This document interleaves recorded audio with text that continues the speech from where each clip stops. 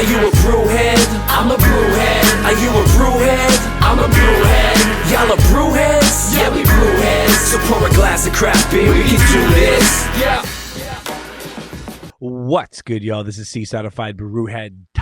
And I am Nathan from Nathan Does Beer. And welcome to episode 240 of Beer and Other Shit, the podcast Adjunct series. Nathaniel. Here we are. We're going to London, buddy. We're going to London. Yes, we are. It's been a little while. Yes, I double-checked before. The last time we had this gentleman on was November 2022. I knew it was a while ago. I knew we did it when I lived here, and I knew it was sort of felt still COVID-y. So it was kind of in the tail end of all of that. So imagine a whole bunch has been happening. Yeah, we're long overdue for a catch-up. Yes, and I mean, these guys have been killing it, man. They got wicked LCBO presence with, and one thing I do love is the 6-packs in LCBO of short cans. So dope. And it's one of and this is actually something to talk about because we were just chatting off air about some things. I'd love to chat about the being able to get products in the LCBO in short cans, because I have heard that you and I have both seen and spoken to people who have had to move away from that format. So I would love to get into that conversation, because it's super interesting as far as just like format preferences as far as drinkers, particularly LCBO drinkers, and from the brewery themselves. So I love it. I'm excited. I love these beers. So I'm very amped. So let me bring that up here. Let me hit this one. Ladies and gentlemen, please welcome Gavin Anderson from Anderson Brewing in the building. Yeah. There he is. Great to see you. There you go. Give the fans a wave. Gavin, thanks for hanging out again, bro. 3.5 years. Sorry about the long time between chats, dude. Oh, that's all right. I think, we're just doing our own thing, cruising along in London, and yeah. Hustling hard. Love it. I love it, bro. Good to have you back. Yes, very much so. That's excited to get into it. Hell yeah. So you proposed a fun idea, and that we've only ever done once here before. We're going to do a little bit of a mystery grab, at least for a bit. We'll see how it goes. So would you like to do the inaugural mystery grab? Sure. Yeah. Yeah. Can do the first round. Gavin curated 6 killer beers from Anderson. So we're just going to look away from the cooler, and whatever he grabs out, that's what we're drinking first. Ooh, it's the Tmavý Ležák, the Dark Lager. Oh. That's a good start. I'm really excited about this one. This was the one I was looking forward to the most from. I mean, there's some killers on here, but I'm so partial to Czech-Style Lagers, so this is amazing. Now, is this one? Oh, this is the greatest hit series. We were just talking about this off air. Tell us all about it, brother. Yeah, so this, it's this August will be our 10th anniversary. Amazing. So we're just, kicking around some ideas of special things we can do, and one of the ones we came up with was, go back through the recipe books from the last decade and pull out some of our favorites to brew again, because we do 1 or 2 new beers every month, so there's tons of them that we've brewed that we forgot. We're like, oh, you remember that beer? So, that was a good one. Why don't we make that again? So maybe we should. Awesome. Hell yeah. So this one is actually the most recent of all the 10th anniversary throwbacks. I think we did this one last February.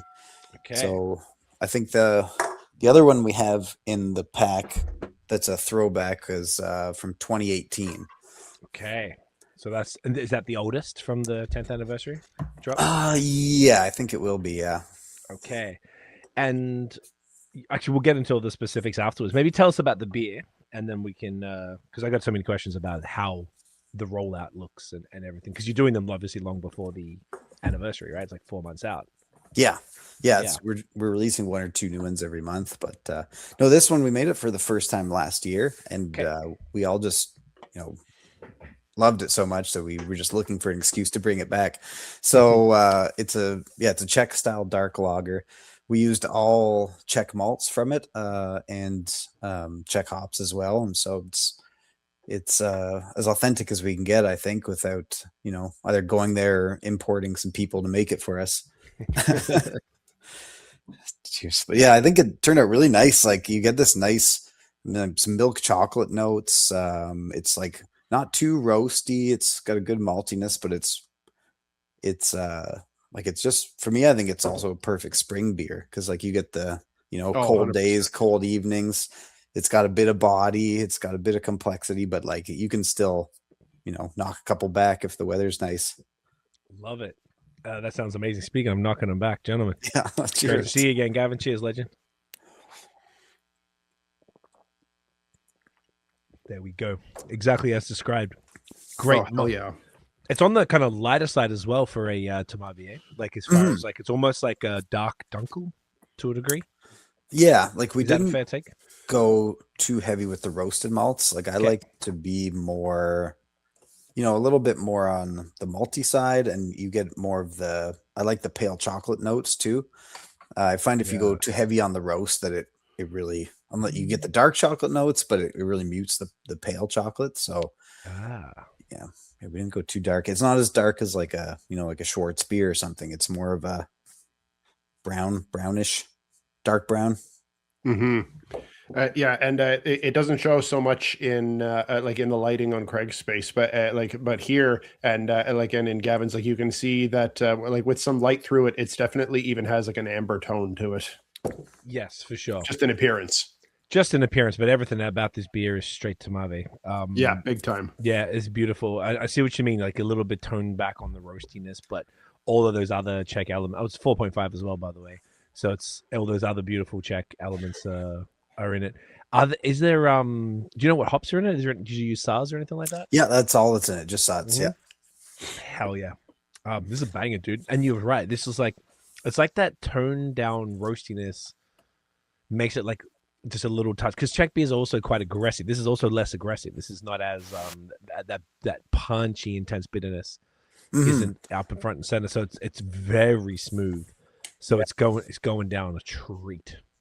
Yeah, we've been on a real Czech kick the last year or so, a couple of years. We did just like a 10-degree pale Czech lager that we brewed that one 3 or 4 times. Okay. And that one was really, up front on the nose with the hops and a bit more bitter. But for this one, we wanted those nice roasted malts to come through. So we toned down the hops a little bit. Okay, just to really focus on the roastiness of the malts. I guess that probably makes a lot of sense as well, since you also tone down that roastiness, generally speaking, without the super dark malt. So then you probably would have overpowered it too much if you used too many or too much hops. Yeah, I think we'll kind of get to that with, I was going to say one of the last beers, but if we're doing grab bag, who knows when we'll get it. But we have like a black IPA at the end, and that one I find it's really hard to balance like roastiness with hop character and bitterness and get a balanced beer. So this one we didn't go too heavy on the hops. The black one that we're going to try is going to be more hoppy, but I think it still turned out pretty well. Hell yeah, black lagers are quite few and far between. So whenever I encounter one, I'm always like, sick. Why aren't these around more? I really like them. I feel like they're very what's the word? You love them or you hate them type of thing. Mm-hmm. Yeah, polarizing. Yeah, polarizing. That's the word. Thank you. We did as also part of our 10th anniversary and like a March Madness thing. We made one of the beers as like a customer's choice. So we made a tournament bracket with like 16 beers that we've brewed over the years that we haven't already decided we're going to make, and they just went head to head with popular vote. And I think our Schwartz beer was in the top 4. It might have got kicked out in the top 8, but. So yeah, damn. I guess so people are loving some people like dark lagers. I mean, they're the kind of the best. I love them. I think they're just absolutely phenomenal. So it's happy to hear that people are digging. And like you say, really, really nice in springtime. Yeah. It's kind of perfect for exactly like these kind of nights where it's still getting nice and cool. There's lots of still lots of rainy days, and it just kind of feels perfect for that. Yeah, originally, like when we first opened, we had our core beers, and then our seasonals were actually named after the seasons. So we had spring, summer, autumn, and winter. And so our spring beer originally was a Schwartz beer. It was a dark lager for the first couple of years. That is right, because I remember you did, and you changed them each time as well. Because sometimes the autumn one wasn't it like sometimes. That's where we kind of ran into problems is because we like after 2-3 years we get bored of doing the same thing every seasonal. So we're like, oh, this spring, let's make the spring something else. But it was still called spring, and so you can imagine how that led to some confusion. Where people are like, this is the spring, like it was a dark lager last year, and now it's we did a dry hopped lager I think the next year, so it was totally different. Right. So yeah, we scrapped that concept. I mean, it is pretty dope. I guess if you did you put years on them? Like, did you put like spring 2025? No. Spring. That would have got around it. But hey, man, I like it. It was like, well, you never know what you're gonna get. It probably would have been a pain in the ass for the LCBO then. Yeah, they didn't like it. I mean, it was like as long as there's new barcodes, then they don't really care too much. But it was I can imagine it would be super confusing for someone picking it up at the LCBO. Couldn't imagine. Yeah, I mean, it says on the back what's in it. If you just take the time to read it, it says if it's a dark lager or not. But we already know that people don't read. They really don't read. So this one, just like we're saying here early on the can, we got the 10th anniversary stuff here. So might as well touch on it now, since this is the perfect segue for the greatest hit series. So why start bringing them back so far in advance of the actual anniversary? Or are you sort of celebrating like an anniversary year? Yeah, it's a bit of the year. I think we because like I said, we got our core beers and we only do a new beer every month or two. Okay. So we wanted to, showcase a bunch of the ones that we've all liked throughout the years. And so we found the best way to do that would be to release one or two every month leading up to our anniversary in August. Instead of just releasing one, or instead of dumping like 10 at the same time, which would be pretty difficult. Totally. Yeah, that seems to be getting more and more common these days as far as these crazy anniversary releases. So this is like I've never seen it done this way before. I love it. This is so smart. When you do have the anniversary in August, will all of the greatest hits beers be available? Yeah. We're making sure to save like a keg of each of them and keep them in the fridge. For some, like if there's any hoppy ones, we're releasing those closer to the date so they're still fresh. But smart, something like a dark lager, that's fine to chill out in the fridge for another 3 months. Easy. Yeah, that's no problem at all. That's cool, man. That's gonna be fun. And it's August. Is there a specific date?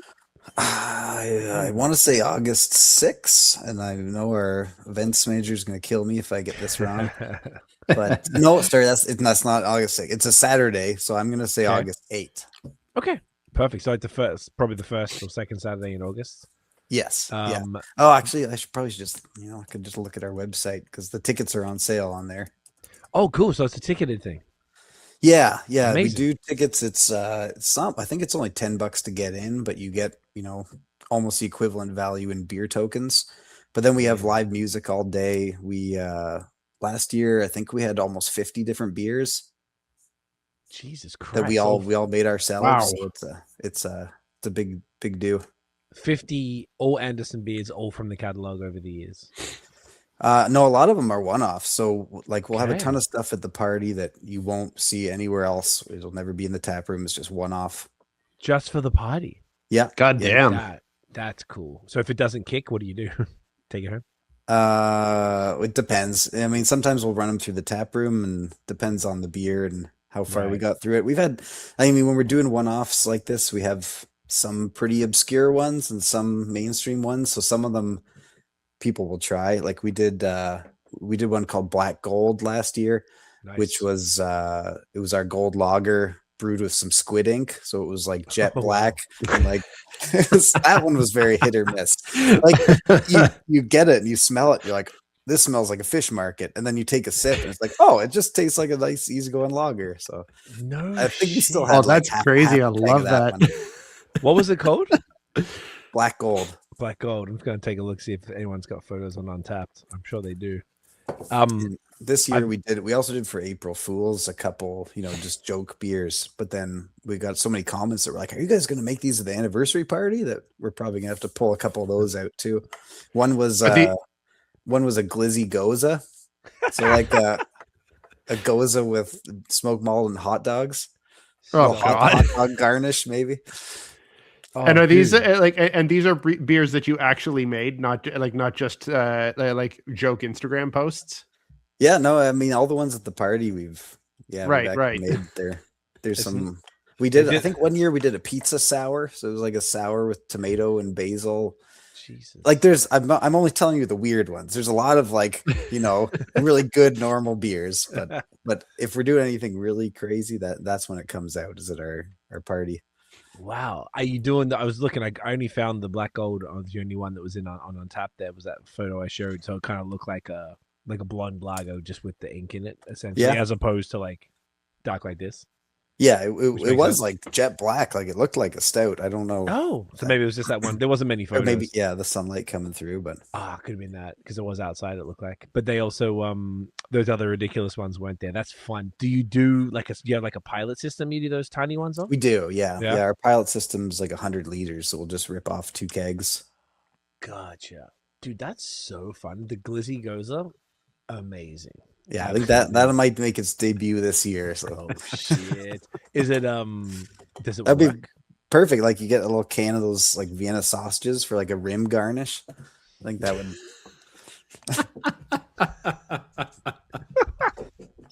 I don't even know what to say. I absolutely love it. I think it's phenomenal. Innovation, Nathan. I'm telling you. Oh, geez. We were talking about it today. The joyous joke about innovation in beer, that I'm all for anything in beer. So I love it, dude. It's awesome. Well, our party would be the place to be then, because we do put anything in. Yeah, it sounds like it. Literally. That's We incredible. did one more weird one. I think last year, 2 years ago, we did like a cock ale, which I guess is like a recipe from medieval times where it's brewed with whole chickens. Oh, So it was like in a 10 or 11% beer with like 4 roasted chickens smashed up into it. And I'm trying to remember, there's some spices and things in it too. And so it ended up being pretty Oh good. my god. innovation. I'm here for it. Did it just like so all of these ridiculous beers, the pizza one, the glizzy one, the square, like, and everything's, they're good. Like they turn out. I mean, you probably wouldn't serve them if they weren't. I think it's like, beauty's in the eye of the beholder, really. So like the pizza sour, if you like, Bloody Marys or Caesars, then like people liked it. It wasn't my favorite one that we've made. And like the cock ale, if you're a big barley wine guy, you probably it wouldn't have been right up your alley. But so like, I don't know. But with 50 different beers, there's something for everybody. You might like all of them. Literally something for everybody. So I have to. Okay, I need more specifics on this. How did the cock ale end up being like a barley wine, or how would it appeal to those drinkers? So it was just the strength of it. I think it's something to do with, I don't know if it's like it's from some brewing book, and they pulled it from a medieval recipe from like the 13th century or whatever. Oh yeah, see, there's proof. It says 7.4%. That sounds okay. pretty, Yeah, it's not as strong as I thought, but it was just like it was pretty barley wine-esque, like very malty, very strong. That looks a little bit. It was slightly spiced, but not a whole lot of chicken character came through. That's so interesting. That was going to be my question. Was, can you taste the chicken? Because it was, maybe I added a bit of body, but like flavor-wise, for a bit of collagen. I can't believe there's so many people checking into it. Someone gave it a 4.5. Something for everybody. Oh my god, dude! I didn't know. Someone's like gravy in a beer. This is bizarre. I taste the chicken and seasoning, lingering caramel. All right. Wow, dude, that is. I just didn't know, because I always see. I feel like when I think of Anderson, I don't think of cock ale. I don't think of glizzy beer. Should we call the episode cock ale? Okay, maybe not. Okay, I'll write it down. Yeah, no, you're 100% right. I mean, it's a pretty big departure from our regular stuff. Yeah. Like I think you guys can correct me if I'm wrong, but I feel like what we do best is try and make good authentic representations of specific styles. And our main releases, we don't usually go too crazy. We just like to, experiment with different countries, different styles of beer, but we try and nail those like as true to style as possible. Whereas our anniversary party is like, that's where we get all of our creative juices out for the year and just do the crazy stuff we've been thinking of.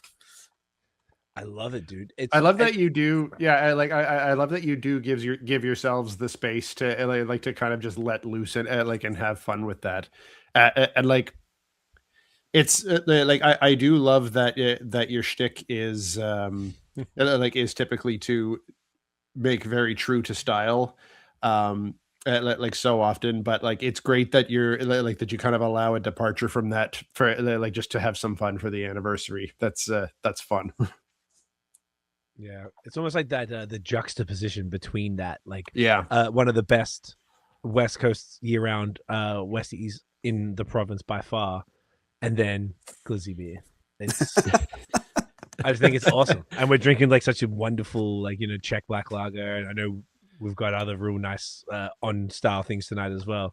And then I just had no idea, and I think that's almost more like the words coming to mind is like almost like jarring, but in a good way. You're like. Yeah. What? You said Anderson did a like what? Yeah. It's dope. Well, and it's something like you'd never see it at the tap room, and you'll never see it in cans. So it's like, it's almost like gaslighting people. Like, did that actually happen? Unless they added it to Untapped, like the cocktail straight away. I wasn't sure at first if you were saying like CAULK. Oh, yeah. Up in the roof there, and I was like, oh, okay. What did you put some industrial glue in there? Like, oh, okay. Dude, that's awesome. That's really fun. Are there any, and probably I think I know the answer, but are there any this year that you could either hint at or talk about any of the ridiculous ones, or because they're prepared closer to the date? Are you not even sure? Yeah, I mean the hot dog one is one that we're probably, it started out as a joke post, but then enough people asked for it that we started thinking about it, and we're like, yeah, I think we can actually probably pull this off. So that one will probably be there. Another one that was a joke that people actually wanted to try was sour cream and onion cream ale, like a sour cream and onion cream. So I think we could probably make that work too. So that one might be there. All right. What would you put in a sour cream and onion cream ale? Well, the cream's the tricky part. I think it's probably going to have to be some kind of like, I mean, I know you can get like dehydrated buttermilk powder, so you can probably get some kind of like, milk powder or something that would give you that cream dip flavor. And then the onion would be pretty easy. Like you could just brew it or sit it on like some green onions or scallions for a while, and you'd get that flavor from it. So Jesus Christ, that's amazing. Yeah, we got time to fiddle with it. That's so dope. So it's so more like the beer that we were joking about today on the chat with the Nate and I and a couple of the beer nerd friends. We were talking about this one I saw from the States that did a, you know how you dip your fries in a shake or like an ice cream? They put like fries in a smoothie, like a chocolate smoothie, and they actually put the fries in there. So you got that flavor of the fries within the thing. I was like, innovation. Here for still in a smoothie sour is what is a key aspect that you're missing in that description. Well, yeah. Well, I did say smoothie, but yeah, I guess sour is probably the key word there, which is the one odd part that I must admit is a little strange. But maybe they dialed the sour back because it was a chocolate one, so maybe it was like that. But either way, that level of ridiculousness is not what I expected from this first 20 minutes. So it's made my night already. It's beautiful. That's awesome. So people can buy the tickets. I'll put it in the description as well. People can get the tickets as well. So this will come out next week. And they can come through. And it's like how many people usually come out for the anniversary? Usually, I think last year we were at about 1,100. I took a really big swig as you said that. That's crazy. 1,100. Fucking hell. Is that like throughout the day, I imagine? Or... Yeah. That's just ticket. But a lot of people, because they know, I mean, we have 50 beers, but we usually only have about 30, 35 taps. So some stuff won't be released till later in the day. So a lot of the people in the know will come, try like 20 samples, go home, take a nap, come back in the evening, and there's like 20 new beers on tap. No way. That's even funner. Okay. So just as they kick, you're like, all right, come back. Swap it out. That's fun, man. Who comes up with the ideas? Is it kind of like like multiple folks in the brewing team? Do you just let any staff, like if staff come up with a crazy idea? Yeah, pretty much anything. We're open to suggestions or customer feedback, but it's usually, we'll do like about now, a few months ahead of the time, we'll do a production meeting, and we'll just like, there's no bad ideas. Just throw out any flavor combination, anything you're thinking of. We'll make a list of like 100, and then we'll kind of pare it down to 50 or so. Interesting. Have you had anything that was so ridiculous or so bad that you had to be like, dude, no? There's been a few over the years, yeah, that didn't make the cut. I'm trying to remember what one was.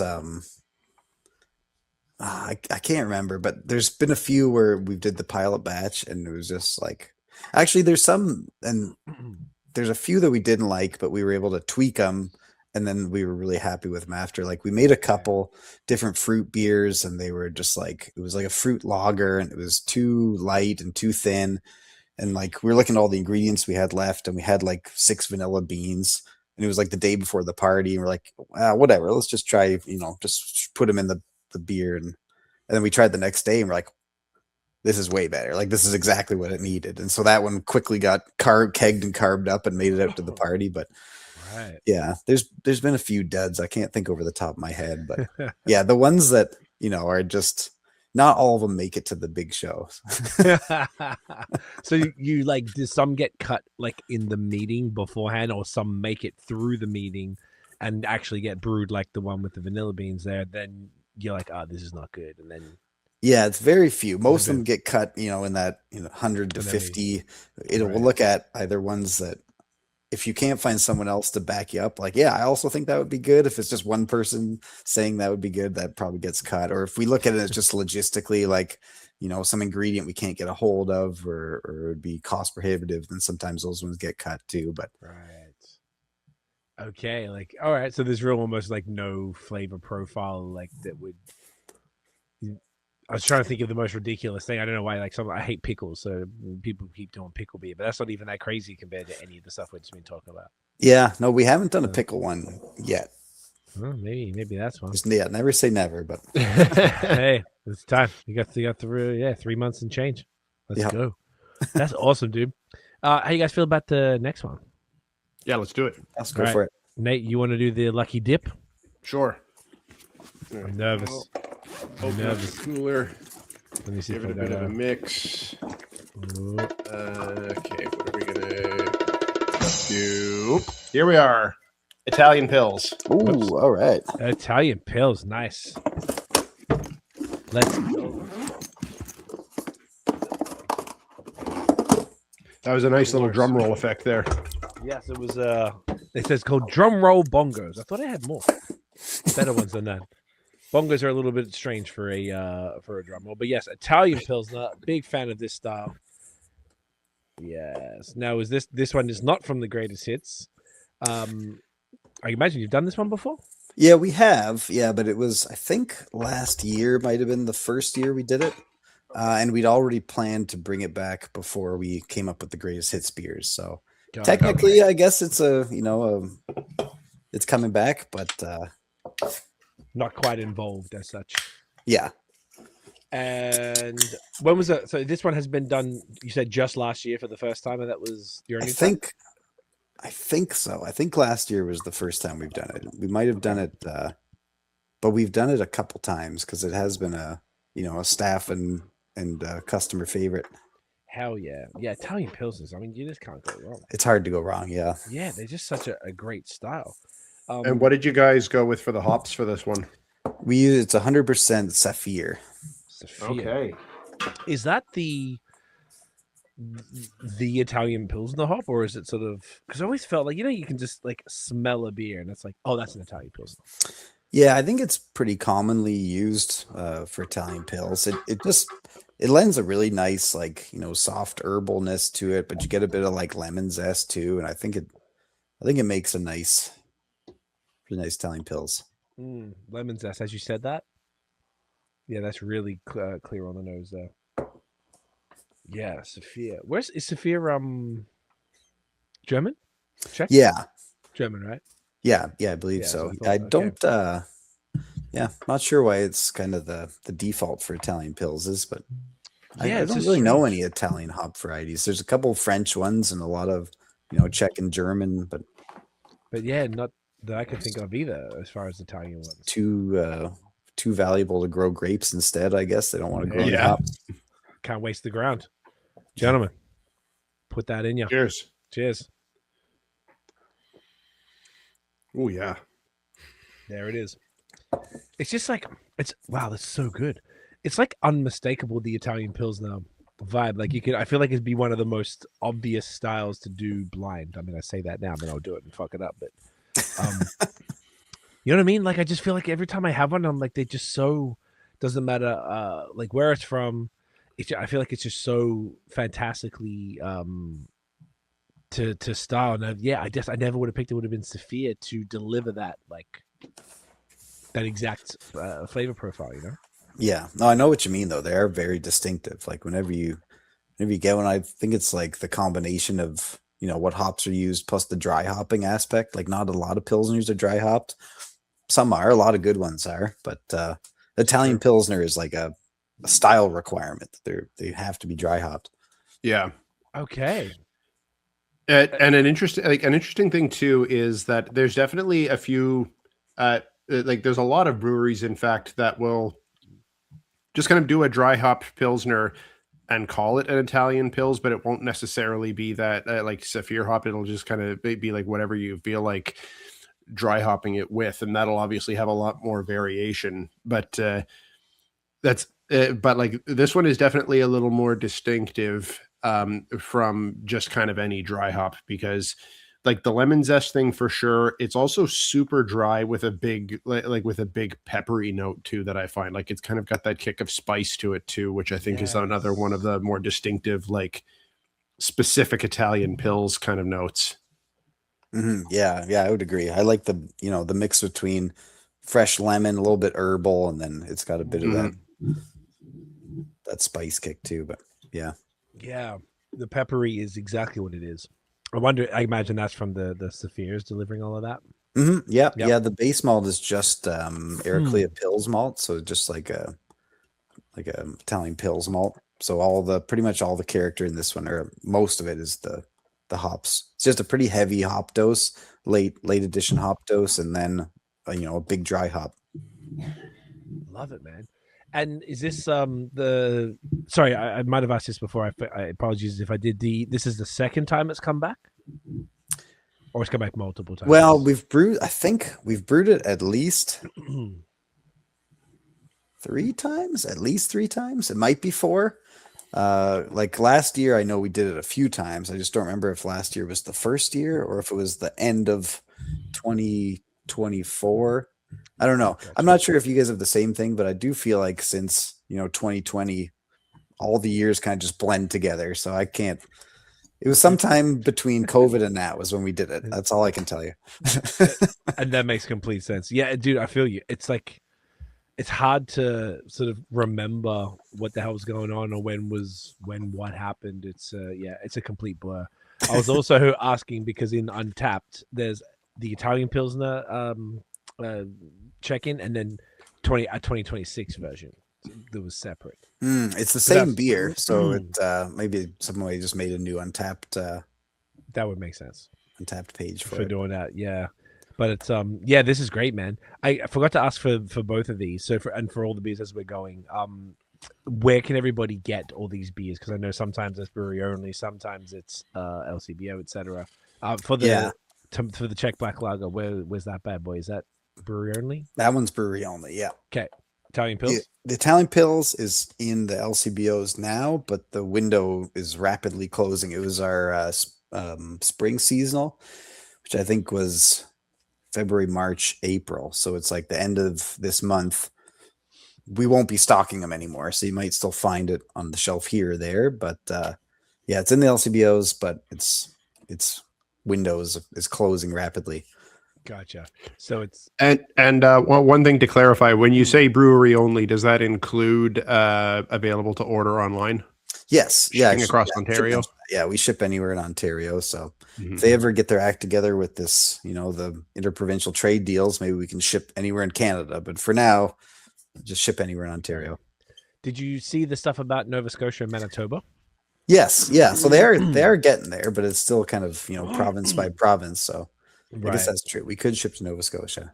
Have you added them yet, or is it like I've actually never asked anybody. Do you know what, let's say, an Ontario brewery would have to do to make that work? Because I believe you can't charge someone in Nova Scotia Ontario tax. The tax they charge has to be at the place of purchase, which is there. Is that correct? I believe so. I think there's. I'm not 100% sure. We haven't sent any yet, and I know because like it is every province, has a different tax structure and distribution structure. So it's It's even though it sounds like things are happening, it's still super complicated. Yeah, dude, it is wild. It's always, and like the same in the States. Even I think they've had that open for quite some time. But I believe that wherever a brewery's based, they have to have tax agreements with every. Like each state has to have it, and I think some states just haven't got around to doing it. They maybe just like, all right, well, we're getting a lot of imports from these 10 states. Let's just worry about that, and everything else we'll deal with later, type of thing. And it might be the same kind of thing here, though. But Nova Scotia and Manitoba don't really strike me as the immediate ones. I would have thought it'd be Quebec and British Columbia first. Yeah, I think Quebec has some of the most like complicated like beer laws in Canada, so I'm not sure about, but Alberta is one that seems like they're pretty lax. So yeah, I wouldn't be surprised if that one opens up pretty soon. It's a great point. Yeah, everyone keeps. Someone was telling me recently. Maybe it was like one of the. I've had a few. We've had a few. What do you call them? British Columbia breweries on, and I think they were sort of talking about how chill it is in Alberta, and I remember going to Manitoba Winnipeg a couple of times and being shocked at how many. I always feel like they had beers from all over. They had like stuff from Quebec, they had stuff from Ontario, they had stuff from BC, they had stuff from Alberta. I'm like, what the fuck, man? These guys got everything. You got shit. But that's good. Is that something that's interesting to you to begin to ship everywhere? Is that because Nate and I have heard sort of mixed opinions on it? Yeah, I don't really think it's going to be in our immediate future. Like, I think it's more important just for like a customer choice angle. Like if you're in Ontario and you're like, oh man, that beer release from Nova Scotia looks really good, I want to order a case for home delivery. I feel like there's what's the harm in that? So it and same for us. If like someone in BC sees this and they're like, oh, I really want to try that dark lager, I feel like we should be able to ship them a 6-pack if we want to. Couldn't agree more. It's obscene that we're still that hasn't got this far. Because you can buy everything else. It's just beer. We can all buy clothing and soap and fucking you name it from anywhere in the country, but it's just beer. Dude, we can order weed delivered to our house. Yeah, but I don't know if it's legal, but like you could get it's legal from BC for years before legalization. You could still get stuff shipped in. But that is very true. That's not legal in any shape or form. But each province has their own thing going on. You can get it shipped. So I always just find that I'm like, okay, well, you were able to at least figure it out to a degree with that product, which is still in the same category as an intoxicant or whatever. So like, god damn it, in a time when beer industry is in an interesting place, it would be just to relax some of those walls to let you guys to let the consumers have a larger choice, but also give the breweries a wider customer base across the country. And there's so many cool things that could come from that. I imagine whether it's cross-country collaborations or it maybe like, even if you think about it, if maybe it would be once it's open, it'd be worthwhile for you to go to the equivalent of the OCB in British Columbia, say. You're going out there, you bring your shit, getting your presence known, meeting some people, doing some collabs. All of a sudden, you got a whole bunch of BC customers, and then those brewers are going to come down here and then meet up and da-da-da. Like, I don't know. And that's tourism, that's money, that's taxes, because they're flying and they get hotels and rental cars. And, it's like, it's commerce and just helping the general economy. So I don't really see, I see so many benefits from that. So, yeah, I guess, on the flip side, if you're looking at like a smaller market, it might be worse for them. Like if you think of somewhere like PEI where, the whole province has a population that's like smaller than Hamilton, I think it's pretty tiny. Right. If they can get beer from all over the country, what's that going to do for the local breweries there that already they don't have a lot of, they can send through at the Maritimes. They have some kind of agreements out there, but that's a really good point. Yeah, that is a consideration for sure. Yeah, so it's like, what do you do? Like, do you sort of would it either screw them over, or would it encourage them to find more ways to sort of get access to those new customer bases across the country, whatever that might look like, whether it's through social media ads or newsletters or whatever the different ways to go about it. But yeah, it's an interesting, very strange time. We're talking about it off air as well with all the taxation and the LCBO stuff. Since we're sort of segue there, might as well just briefly. We're not going to go too deep because it's probably quite complicated and whatever. But the one thing I did bring up briefly to you was I saw a thing on LinkedIn today with the federal government announcing a tax pause for 2 years. Is that right? Yeah. So I think that we've got it's part of this is all the provincial changes are trying to streamline the taxes, because you pay a bunch of different taxes with beer, but the federal excise tax, that one is usually just on an automatic escalator every year. So I think they've agreed to freeze that one for a couple of years, which is nice. Good.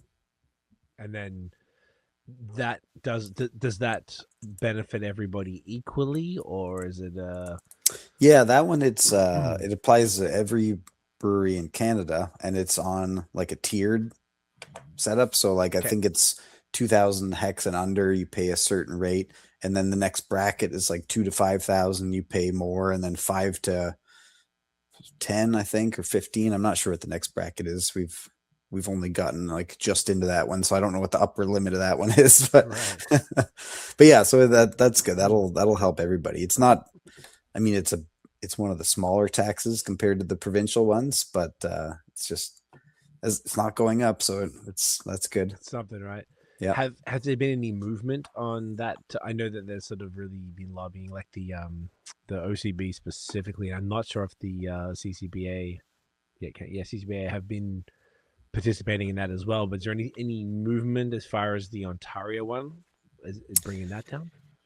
Yeah, so it is lower than it was. So it's been going through a ton of changes. I think it was 2 or 3 years ago is when the province announced they were going to modernize the entire tax structure and basically tear it all down and start again. And it's been interesting. I think it's the most significant change they've made to Ontario beer in over 100 years. I think all the tax has been pretty similar since then.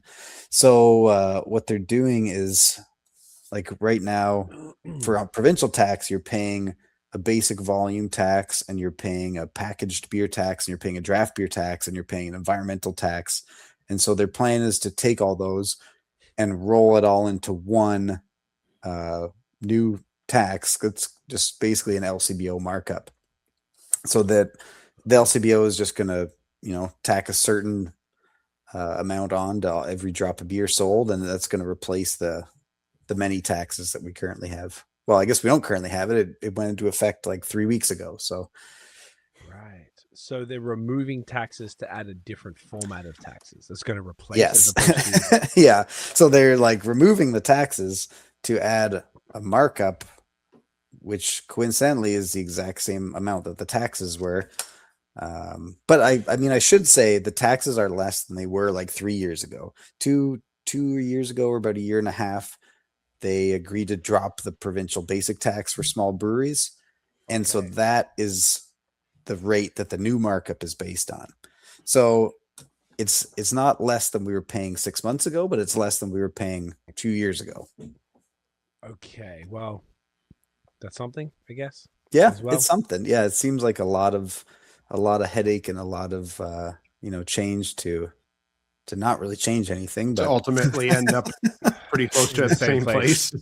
Yeah. So I think long term, it probably will be simpler. It's just the transition has just been such a headache. No one seems to know what's going on. And, there's a new portal and new reporting requirements and new authorizations and this and that. And it's a little chaotic right now.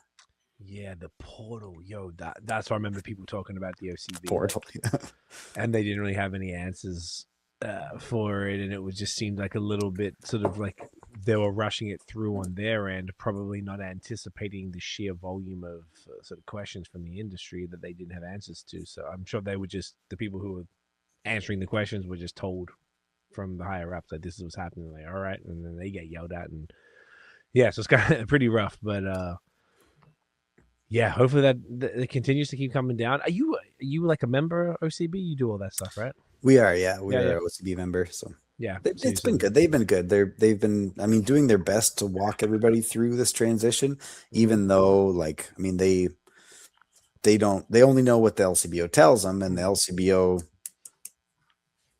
I don't know, it seems to be kind of minute by minute updates. So they've been trying to help step everybody through, but a lot of the time it's like, okay, so when do we get our access to this? And they're like, I don't know, hopefully before it goes live. Right. So.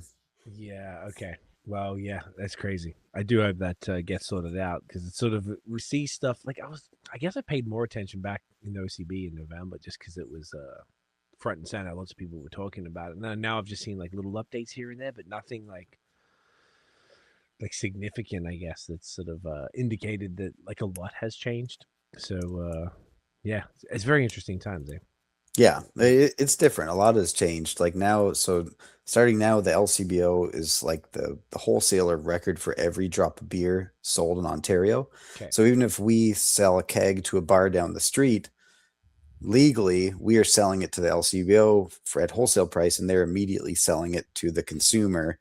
So the LCBO is like the seller, so we have to report that sale to the LCBO, but then we have to collect payment for them for some reason. So did they take a cut that they didn't take before?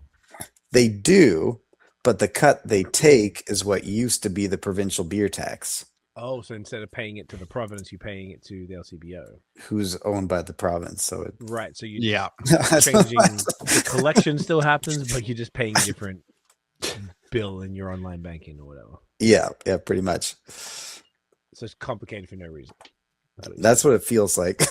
Yeah. Okay.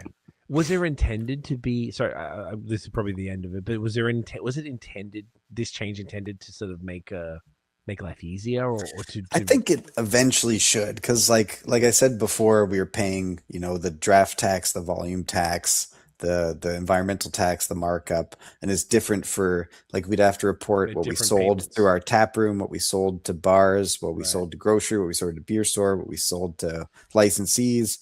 And so now it's all supposed to be rolled into the one markup program. So it should theoretically, simplify things once everybody learns how it works and gets used to it. But yeah, I suppose if it's not resulting in any meaningful difference in what you're having to pay, I would hope at the very least that long term it at least simplifies things. That if you're paying one thing as opposed to 4 or 5 things to different things that require different reporting and all of this, that at least if it simplifies that process, that would still be a plus, I'd hope.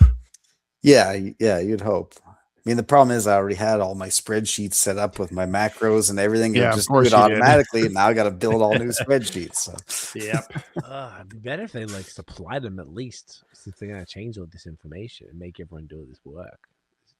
Bureaucracy that'd be like, hey, here's the new document that you can use that's got everything in there. But it kind of feels like that they just told them, like, hey, we got to start collecting payments next week. Just throw something together, and I'm sure it'll also go through a few iterations as time goes on. They seemed, from what I understood, because they did the session at the OCB, from what I heard, they were receptive to the pushback from the industry, and that's why they did that delay from November or whatever it was until April, like you said. So I think just no one was ready for it. We weren't ready for it. I don't think they were ready for it. Even now, it went live April 1st. And so we're changing the tax structure and who's paying who.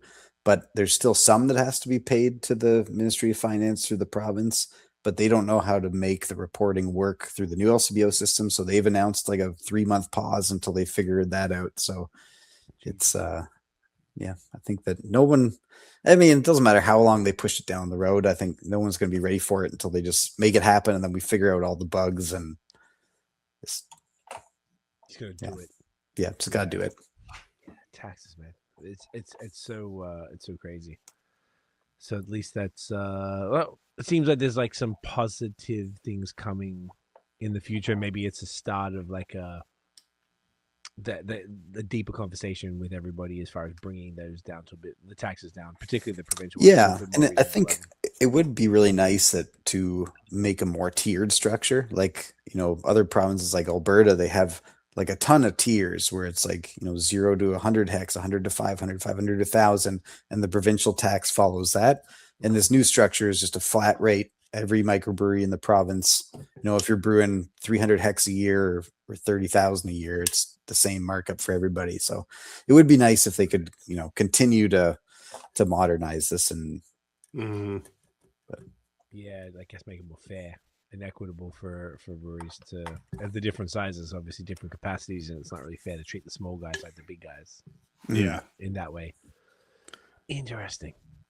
So, I don't know. Am I drinking fast? Because the Italian Pilsner was awesome. Jesus Christ! Oh yeah, it's fantastic. And these are also shorties too, right? So they go down. We just went through two absolute crushers just now. Oh, I felt like with every sip, as we were talking about the taxing, I just felt like every single time, like we're talking, I'm like, I take a sip, like, oh yes, and anyway, like it was so nice, dude. It had such a fantastic, perfect sweetness of the malt and the saphir with the peppery notes and that lemon. It was just glorious, man. Well, this is fantastic. I'm so impressed. Oh, thanks. Yeah, I like that one. It's been a favorite. Yeah, I'm not surprised. This is definitely something you. It seems like are you personally a big crispy boy? Yeah, for sure. I mean, I actually have recently started getting back into IPAs a bit more. I find a lot of people, when they get into craft beer, it's just like IPA, double IPA, triple IPA, and then at some point you just get a little burnt out, and I just want to crush lagers. Yeah. And so I've been crushing lagers for 3-4 years, and just like a few months ago, I had a different IPA, and I was like, I kind of missed IPAs, so I'm in a bit of a an IPA renaissance, I guess. That's awesome. Is it like you stopped drinking them completely? You were just drinking light? It wouldn't be my go-to if I had an option of 4 beers in the fridge, which I always do. It would be going crispies all the time. I mean, in the wintertime, I lean heavily towards the stouts and porters and things too. But right, interesting. I mean, I guess someone like yourself, a brewery owner who has sort of a plethora of options. You probably would just lean towards whatever you really feel in the most and just be crushing it. That makes sense. Particularly if you got beers like the two we just had. It makes sense. When you said you're getting back into the IPAs, is it the Westies? Is it Haze? It's always the Westies for me. I've never been about the hazy IPAs. I know they're the most popular by a mile, and they outsell West Coast IPAs by a mile, but for me, if I want IPA, I want it to have a bit of a punch. I want, some citrus, some pine, some, bit of bitterness. If I want, something super fruity, I'll just have a glass of juice or something. I don't know. But I mean, I know I'm definitely in the minority in that. I know the hazy IPAs and the juicy IPAs they're still super popular, but it's just never been my personal preference. Completely understood. Yo, you used to kill them shits, dude. I remember it came up in my Facebook memories recently. I had the Nate got it for me, the Aussie.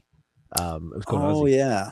I think it was must be a Galaxy Enigma or something like that. Yeah, it was a couple. It was definitely it was at least Galaxy, and I want to say Enigma and Eclipse were the other two. Sounds about right. But and that was hazy as hell, man. I think I was just pulling up the final four in your bracket there.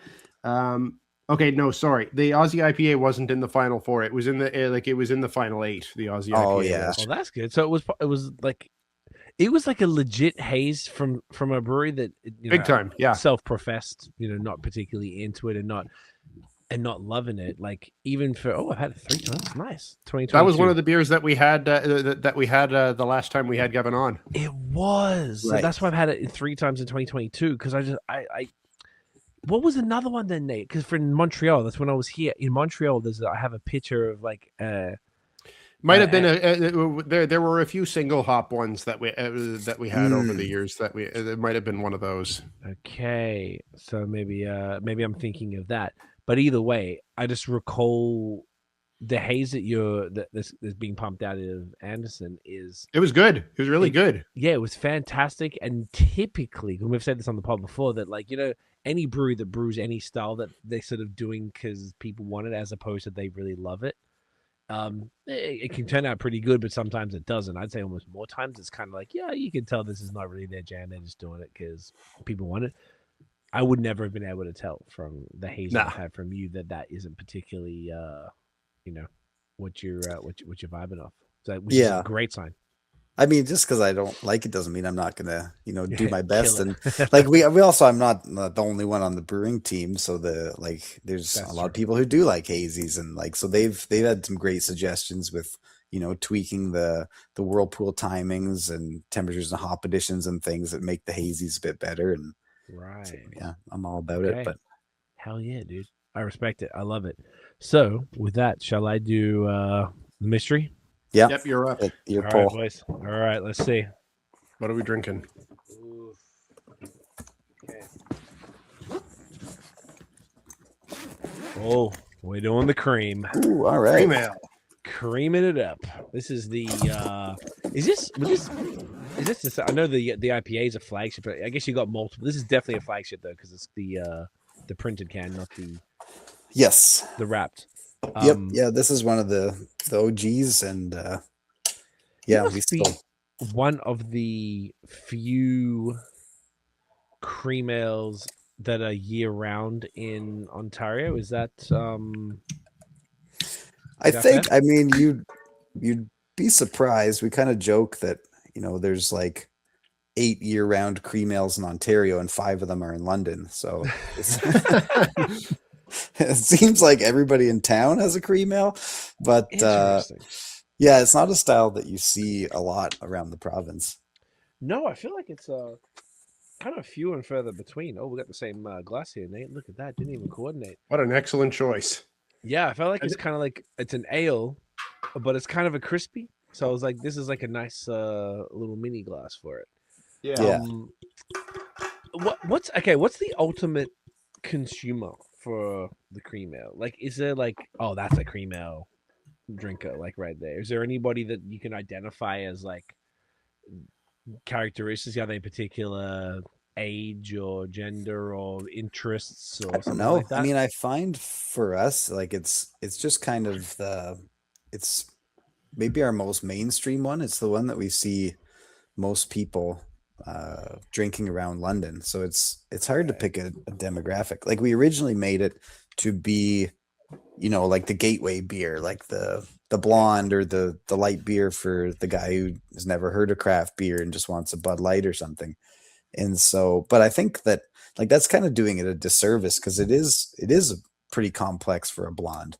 Like you get a nice bit of sweetness to it. We use like enough hops that you get just a little bit of a bitterness and a little bit of pepperiness from it too. But I don't know, in terms of nailing down like a cream ale demographic, it's hard to say. I think it's in London. It has recently edged out our IPAs, our bestseller. So it's in really. We've got it's got to be in at least 60 bars and restaurants, I think, and it's.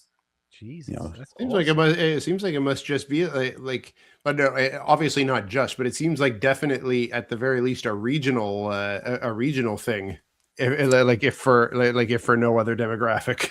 yeah, that's true. I mean, I think it helps too that we've won. Oh yeah, cheers. Like we've won a ton of awards for this one. Like we've won. I think 4 or 5 national awards and a couple provincial ones and 2 international ones too. And so every time we do, you get a little boost in the local paper and more people see it and hear about it. And so it's really taken off in London. Okay. It's top seller in all the LCBOs. Like if you look at LCBO's craft beer sales, I think we're 1 or 2 in every store in London. No shit. Even beating, I think Juicy Ass is like the biggest seller period in Ontario, if I'm not mistaken. Yeah, I think in London though, our cream ale does like double or triple what Juicy Ass does. Incredible. That's fantastic. I got to pull the numbers again, but in London we do sell a lot of cream ale, a lot of IPA, and a lot of our like quarterly seasonals. Right. That's amazing. So really, the cream ale, like you said, like it's kind of like it's taking the place of just sort of almost like you kind of mentioned, like in Quebec. It's sort of here as much, but when I lived in Montreal, like a lot of blonde ales in that sense. Yeah, yeah. I think so. When we started, Forked River had been open a year or two before us, and they already had their capital blonde ale, the golden blonde ale. So we didn't want to do a blonde. We wanted something, similar, accessible, but that wasn't a blonde. And I think I had we were in the LCBO, and it was the Stack Brewing in Sudbury. They had their cream ale on the shelf, and I tried it, and I was like, "This is really good. Let's do a cream ale." And that's where it came from. Yeah. Interesting. That is amazing. Like what, and I always sort of forget, what is specifically a cream ale? So it's a pretty loose definition, because it's like a pre-prohibition style that, but usually it's, you're looking for something that's golden blonde color. The bitterness is usually, around 18 to 20 IBUs, and then something in the 4 to 5% range. Typically made with some adjuncts like ours. We use corn in it. So it gives it a bit more sweetness and a bit more, character as well. Okay. But yeah, it's just no cream though. No cream. No cream. Is there a way that you would specifically distinguish it from a blonde ale? I think it's probably, I would say, like, if there's one thing that's different, it would probably be the adjuncts. Like a blonde, I don't think you would typically put any corn or anything in it. No, I wouldn't think. Yeah, for a cream ale, I think it should be part of the style. And they can be a bit more bitter than a blonde. Okay. But yeah, and technically too, they're like lagered ales. They should have a longer like cold conditioning period than a blonde would need. And less yeast character. Like you don't want too many esters or anything too fruity. Where some blondes you get are really, really nice and fruity. That makes sense. So it's sort of like closest cousins would be like a Kolsch type of thing. Yeah, I think it would be in that ballpark with like an American blonde or a Kolsch, or just even kind of like. Kolsch would be pretty distinct from it though, in the no adjunct sense. Though. Yeah, that's true, and the Kolsch yeast character is pretty distinctive too. Where That's true. I was just thinking lagered ale. I don't know. Yeah. Are there other lagered ales that I'm not thinking about, or is Kolsch the primary one? I don't know. Anything that's not selling, I guess, sits in the tank for an extra month. Just takes up space and. Yeah, I don't know. Yeah, it's not. Usually if you're gonna lager, you do a lager, and if you're gonna ale, you do an ale. So there aren't many lagered ales. Yeah, fair point. It's it's interesting because I guess I don't drink many cream ales. That's why I was like, every time I have, I'm like, oh, this is fun. This is something different. No, it's exactly the same for me. It's there's maybe 2 or 3 a year, if that. Okay. And it's always, I remember getting, you were sort of joking earlier, Gavin, about like no cream in it. But when I first got 15 so years ago doing the little beer selfie thing, and then I used to love the Sleeman cream ale. And I just always I think it was almost like a mind trick. I just thought it was, oh, this is so creamy. This is awesome. Like I always just really felt like it was a very, you know what I mean? Like it was a different, a style that there was, not that I thought it had cream in it, obviously, but there was something about it that was creamy in and of the style, but technically that's literally nothing to do with it whatsoever. Yeah, I don't know. I don't like, if you said, I don't know if it is just a mind trick, but it's the same. Like we get people in the tap room sometimes that taste it and like, oh, it is creamy. It's like, well, it's not supposed to be, but yeah, it's like, I don't know what it is, but it does. It's like, it's a super smooth beer. So I think that might lend like that kind of creamy perception to it. But it's a misleading name. It's like cream soda, right? There's no cream in that. It's just for like old timey slang for premium. It's like, oh, it's cream. Oh, so cream ale. It's a premium ale. Yeah. But there is something smart about the marketing of it though, because your brain definitely can be primed on that. And I remember like, you know, as a younger drinker, I remember feeling the exact same way the first time I had a Sleeman Cream Ale, just thinking that, like, you know, this is super kind of like smooth and like an easy drinking compared to some other like harsher, cheap lagers kind of thing. Like it definitely, whether there is something to it or whether some part of it is a bit of like your brain being tricked by it, there's some smart marketing going on with it for sure.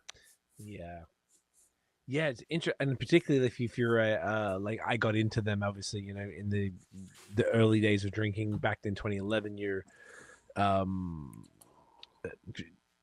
everything was pretty new, and it was, you know, wasn't really a major breadth of, you know, obviously you went to the color wheel, and a cream ale was exciting because everything else was kind of domestic lagers, and you go into European lagers, and the cream ale was this fun, different thing when, you know, there wasn't as much differentiation. So it was yeah, I guess it does speak to that, but it's very cool that you're outselling all these sort of, you know, very popular brands at the LCBO, which is really speaking to kind of something I'd seen a lot of in the recent time about the sort of success, because you're an interesting brewery in that there's like the different models that people are sort of talking about and predicting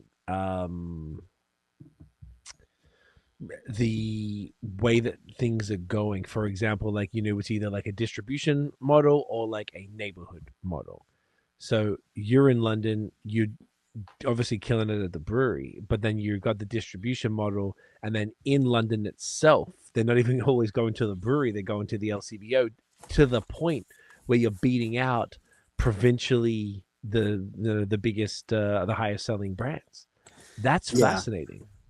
Yeah, I think, I mean, it is still kind of a neighborhood vibe. I think that our neighborhood is just like, you know, Kitchener to Chatham, because like everybody outside the GTA forgets about us all the way down here. So These I bastards. think, yeah, and it's tough for someone like, you know, if you've got a brewery in Toronto or Barrie to like send a sales rep for 3 hours to try and, you know, land some accounts and bump things up around London. So I think that we still do have a very, you know, local neighborhood vibe. Like we do some distribution, but I would say probably still 70% of our sales are just in London.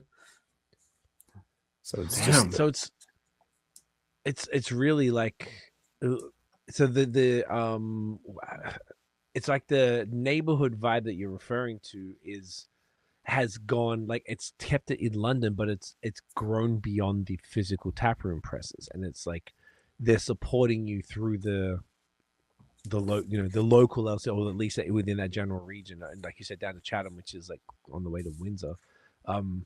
That type of that's just interesting, right? They're not just like, because typically all you hear about is people go distribution, they're going to go to grocery, convenience, gas, and LCBO or whatever, or they're going to come into the tap room, and it's typically not. It's almost like you've got the tap room bunched with the distribution, as far as the passionate local support, which is, I don't know, find that an interesting like outlier. Yeah. I mean, I don't know what it is. Like we do a lot of, you know, try and do some charity work and neighborhood events and work with the local clubs and things like that to try and, so maybe that helps, you know, extend the local neighborhood brewery a bit farther. But yeah, it's been going well. I mean, the local newspaper, the Free Press, a few months ago just did an article, and they said the cream ale was the like unofficial beer of London, which was pretty nice. Yeah. That's awesome. Oh, that's a good name for the pod. Unofficial beer. That is. I'll write that one down. Don't you worry. Oh, that's awesome, man. How'd that make you feel? Oh, it was awesome. Yeah. I mean, it feels really good. Like we just, you know, we're in there every day, just doing the best we can and trying to crank out some really good handcrafted beers and trying to connect with the city and give back where we can. So it is nice to, you know, see that coming back a little bit. Hell yeah, dude. I love that. Yeah, it's got to feel good to know that, you know, you built the business for 10 years, you know, grinding brick by brick type of thing, because, you know, this typically it doesn't happen overnight, and you know, you're able to get that sort of recognition for a beer that is like a style. I think it's more interesting because it's a style that isn't particularly celebrated in this sort of day and age. It's not the thing that people are fucking lining up for, or you know what I mean? It's not you know true. It's hard to get not hype. one. Yeah, it's not one that you're going to be seeing people posting pictures of on CCBS or like any of those like any of the Reddit groups or anything like that, right? Yeah, it's not. I mean, it's like the untapped rule that, like, you know, anything that's under 5% in a lager, you're looking at like a 3.5.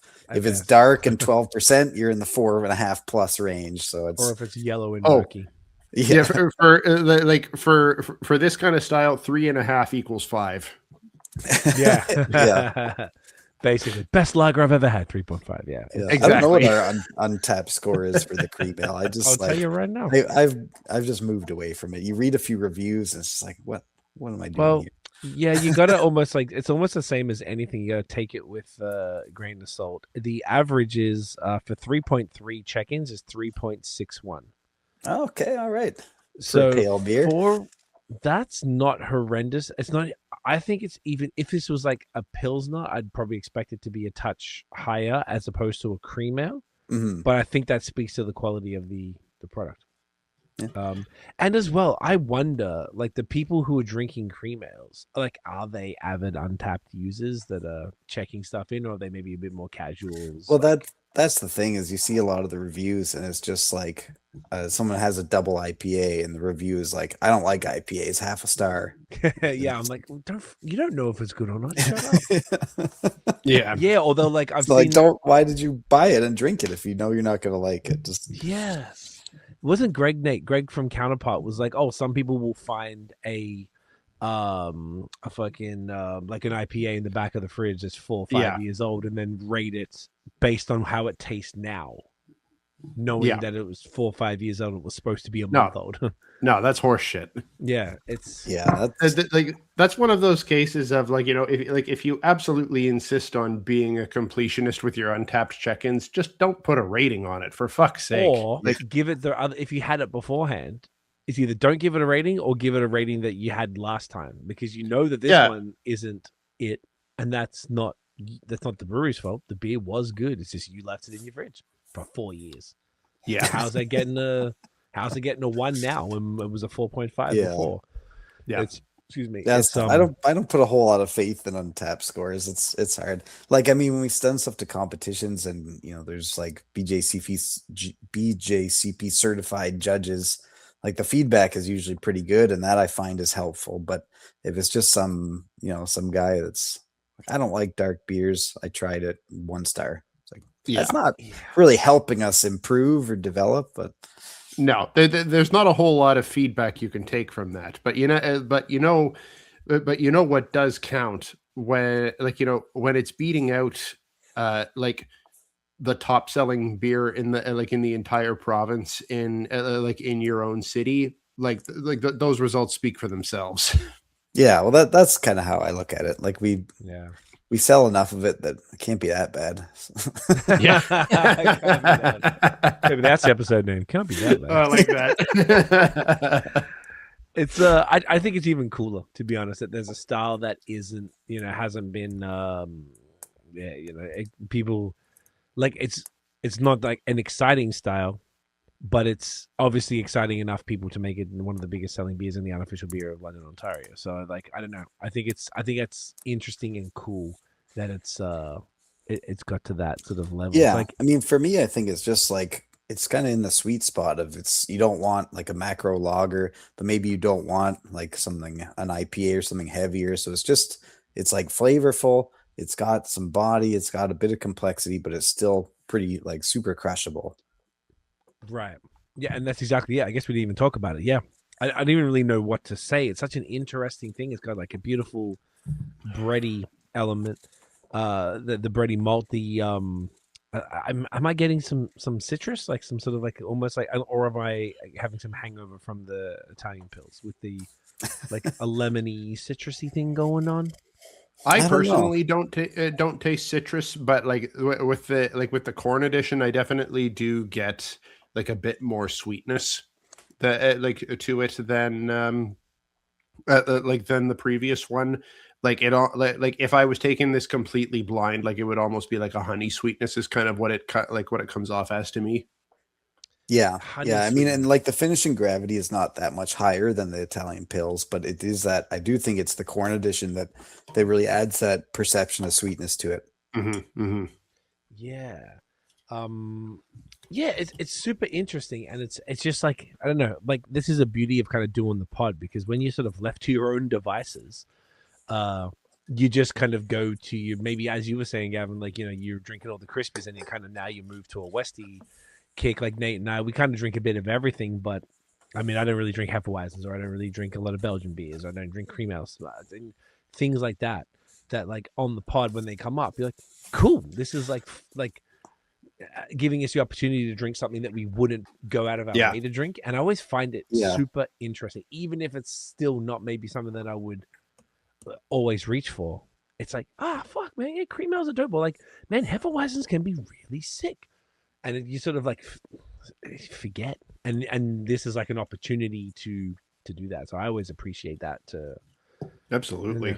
Tap back in. Yeah, just like, I mean, it's like a Toyota Camry, right? It's not super sexy, it's not flashy, but it's reliable. Like, gets the job done, and like, it'll never break down on you.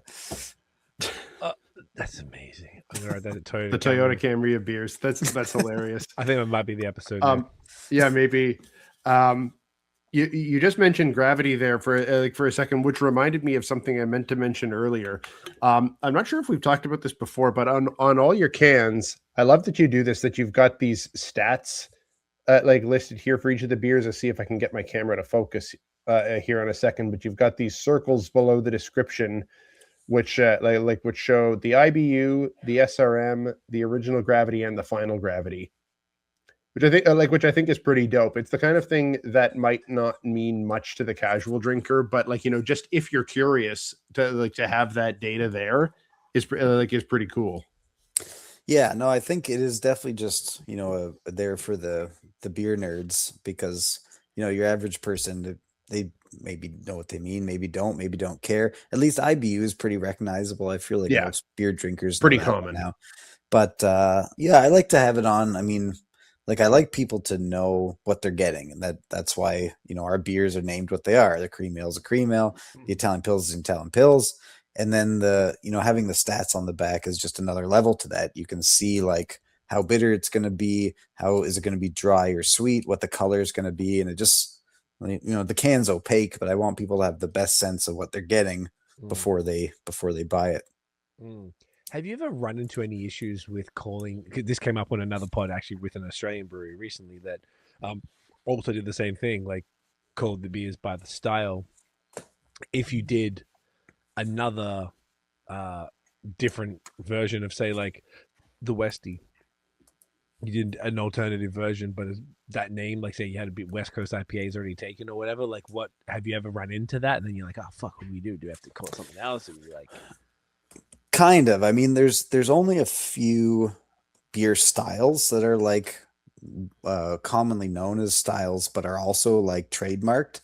So one is like a steam beer. So it's Anchor Steam in the US, like, owns the trademark to steam beer. Yeah. So I guess maybe we could make one now. But the kind of Cali Common, I guess. Yeah, exactly. Yeah, California Common is like the socially acceptable version of steam beer. You can't call it a steam beer. We all know it is a steam beer, but and another one is ESB, surprisingly. Like ESB. Really? Yeah. I think that's trademarked by Fuller's. So no way. It's like the beer, judge guide. They changed it from bitter, like special bitter, extra special bitter, to now it's ordinary bitter and best bitter, and so it's just slightly different. But yeah, ESB is a trademark, so you're not supposed to make an ESB. You are correct. Fuller, Smith and Turner own it from 1988, which isn't even that new, really. Yeah, so that's like a style that everybody knows what it is, but if you put that in a can, you're going to get in trouble. So I think that's just in the UK. It looks like it's saying here. Oh, really? So it's outside the UK. Well, I wonder, because like I know breweries that have gotten cease and desists from places in the UK. I don't know if that's enforceable or not, if it's like international. Oh, okay. Someone says here outside the UK. Well, this is Google AI, so fucking who knows? Take a big pinch of salt with that. Big pinch, a bucket of salt. Outside the UK, ESB is commonly used in the US and Australia to describe a style of beer. However, as a brand, it belongs to Fuller's. So maybe if you, because of in your naming format, you couldn't use it. But if you called it Gavin's ESB, then it would be fine. You know what I'm saying? Like if you had a name, like if it was like whatever, Pub Ale ESB or something that would just kind of like talk, that would get around it, according to our good friend at Google AI. So who fucking knows? But also, like, if it's only in the UK, like I don't know, I own trademarks here in Canada. I imagine you do too. They're not enforceable anywhere else. Like it's within that market. So I don't even know if they could. And I can think of tons of ESBs that I've had here. Yeah, I wonder because like you can get Fuller's in North America, so I wonder if they have some kind of protection here as well. But maybe because they have a brand presence that the trademark extends to the markets where they have it. So then you'd have to have a separate name, and then the name isn't the name because they've trademarked it as a name of a beer. Whereas like cream ale, they wouldn't be able to, if cream ale was trademarked, you couldn't call a beer a cream ale. That's like the same thing. So it'd have to be Gavin's cream ale or whatever the fuck. So yeah, you probably had to get around it if you did that. I don't know. The easiest way to get around it is just don't make an ESB, I guess, and then don't even have to worry about it. You know what this is, Craig? You know what this is reminding me of when we had Jeremy from Barncat on. When one of the beers that we had was their ESB, and the label was looked like suspiciously similar to the Fuller's label. They were probably just like, "What are you gonna do about it?" Yeah, exactly. Well, I'm not I'm not too worried about about mentioning it again because we talked about it quite openly on the episode, and also they're closed down now. Yeah. But it was funny just like from the from this small brewery in Cambridge, and the the label is just kind of like that's looking really similar there. Yeah, I mean, so last year was our head brewer's Pat's 40th birthday. So we did we pulled out all the stops and we did it like a triple decocted Czech lager. It was amazing. It was really good. I think it was one of the finalists in our community choice too, but we called it just Pat's 40th lager, but the branding was heavily inspired by Labatt 50. So it's, I saw that. That was hilarious. Yeah. But as a one-off, it's like, I know, it's we're not trying to rip anybody off. It's more of a homage than anything, and it's not coming back. So if you're mailing out the cease and desist, just save the postage. You're good. Don't worry about it. Don't have to hire the lawyers. Yeah, it's interesting how it all works and how sort of things are being enforced and all that type of stuff with beer. It's it's kind of it's a weird world. I never thought about that about a style name. Like if Fuller's must have invented the style to be able to pass that trademark then. I don't know. I mean, they were the first one to bother filing it. Years. Yeah. Well, if this is right, it says 88. I would think 1888, not 1988. Yeah. You know what I'm saying? Like it just seems like ridiculous. That just strikes me more as they were the first ones to think to bother trademarking. Well, shit, yeah, maybe you're right. It's just because the UK is very much and like the beer history goes back hundreds and hundreds of years there. So right. Mm-hmm. Even this is on the law. I'm on the law firm's website because it looks like there was a judgment. Like somebody sued Fuller's or whatever, and they rejected a challenge to the validity of the trademark and ordering its revocation. They tried ordering its revocation in respect to all goods except the bitter beers. The mark was registered in 1988 in respect of beers included in Class 32. Blah blah blah. Interesting. It just feels like if it's like multiple 100-year-old style in Britain, so maybe nobody bothered. So maybe tomorrow I'm just going to jump out before this podcast drops and trademark IPA. Hazy IPA, any IPA. Yeah. The only downside is it takes about 3 years to get trademark through. But once it's been in, it's pending. Once it's pending and it's been accepted in, then it's TM. So you could do it. Ain't nobody going to get it in there. Yeah. We're the only ones that can make IPA now. That's it forever. This is fascinating. So with that, I know, am I going too fast with the beer? I'm just crushing these. No, I mean, that's a danger with these absolutely delicious crushable shorties. Yeah, they just. I think let's just keep it moving. I'm with it. This is great. We're back to Gavin now. All right, it's my pick. There's been a successful mystery group, eh? You know what? This has worked out really, really well because we had 2 lagers right up front, followed by a cream ale. That would have been pretty close to the order that we would have picked, even if we had lined it up. Wouldn't have been too different. I got the Coit, the Dutch Lager. Let's go. Wow. I was actually wondering how to say that. So in that case, we've got both IPAs at the at the end. That actually couldn't have worked out better, I don't think. Basically. Oh, you're right. Yeah, that's kind of perfect. Yeah, I was also wondering how to pronounce this. I'm sure that you'll get some angry feedback from Dutch people, but that's the best that we can figure out. Our sales manager said there's some guy in European soccer, and that's his last name, and they say Coit. So we just decided we're calling it Coit. Let's go. We have some. I can actually ask. I know a couple of Dutch people I could actually ask.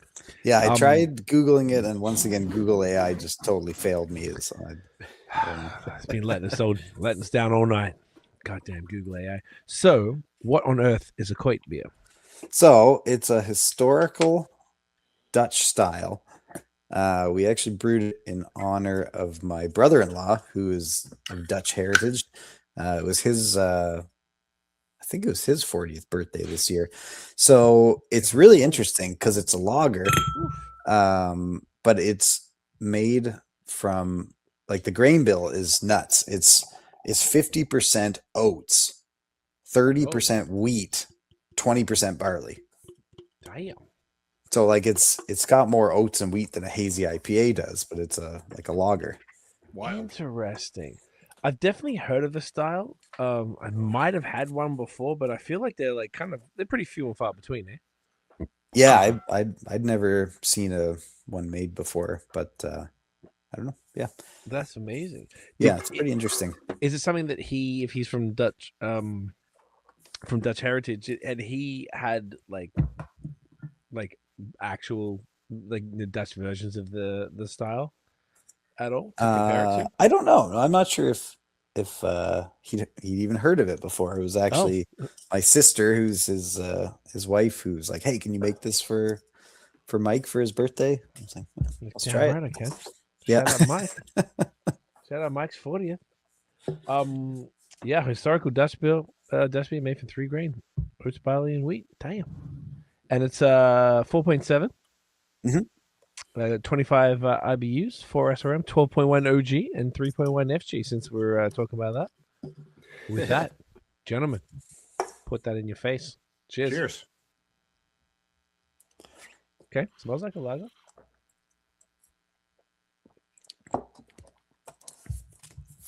So it's pretty unique, yeah, because that crazy, oat and wheat heavy grain bill, you get a lot of that, kind of oatmeal flavor that comes through. And it ends up with a much higher finishing gravity, so it's got a really nice rich body to it. It does. That is really unexpected. That's that's really messing with my palate. That's so interesting. Yeah, I mean, typically when we make a hazy IPA, I think it's about 30 to 40% oats and then another 20 to 30 wheat. So this one is it's 80% oats and wheat. It's an absolute nightmare on the brew side. It's just a big gummy mess, but yeah, but it comes through in the beer. It's pretty unique with the grain flavor profile in the body. Interesting.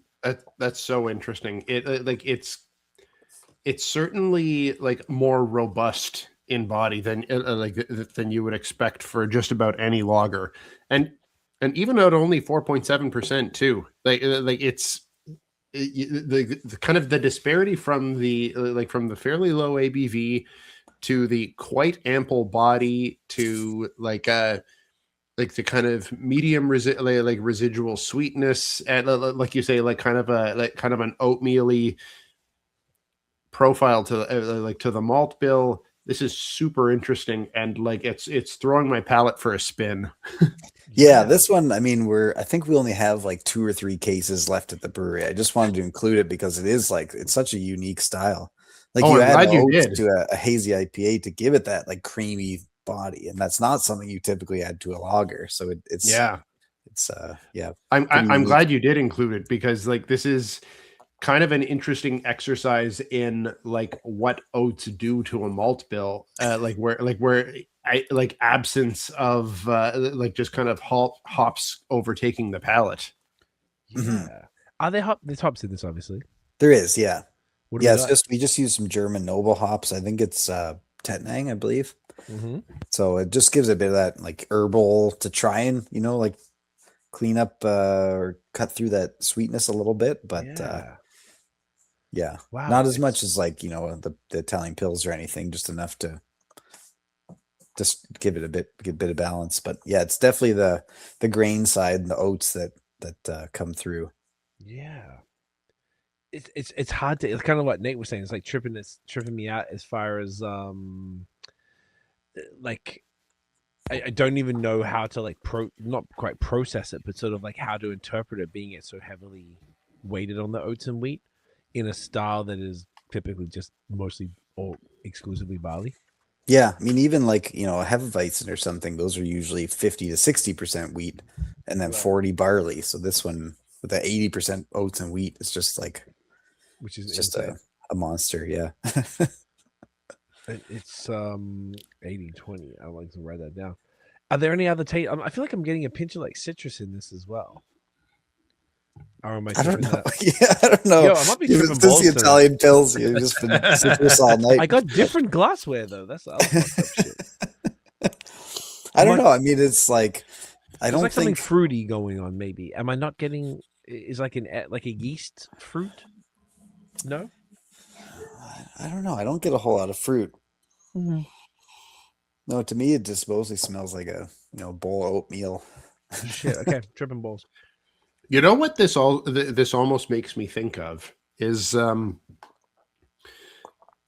Craig. You would know the name of this one. What's the dessert lager that Rorschach does? Oh my god, it starts with D.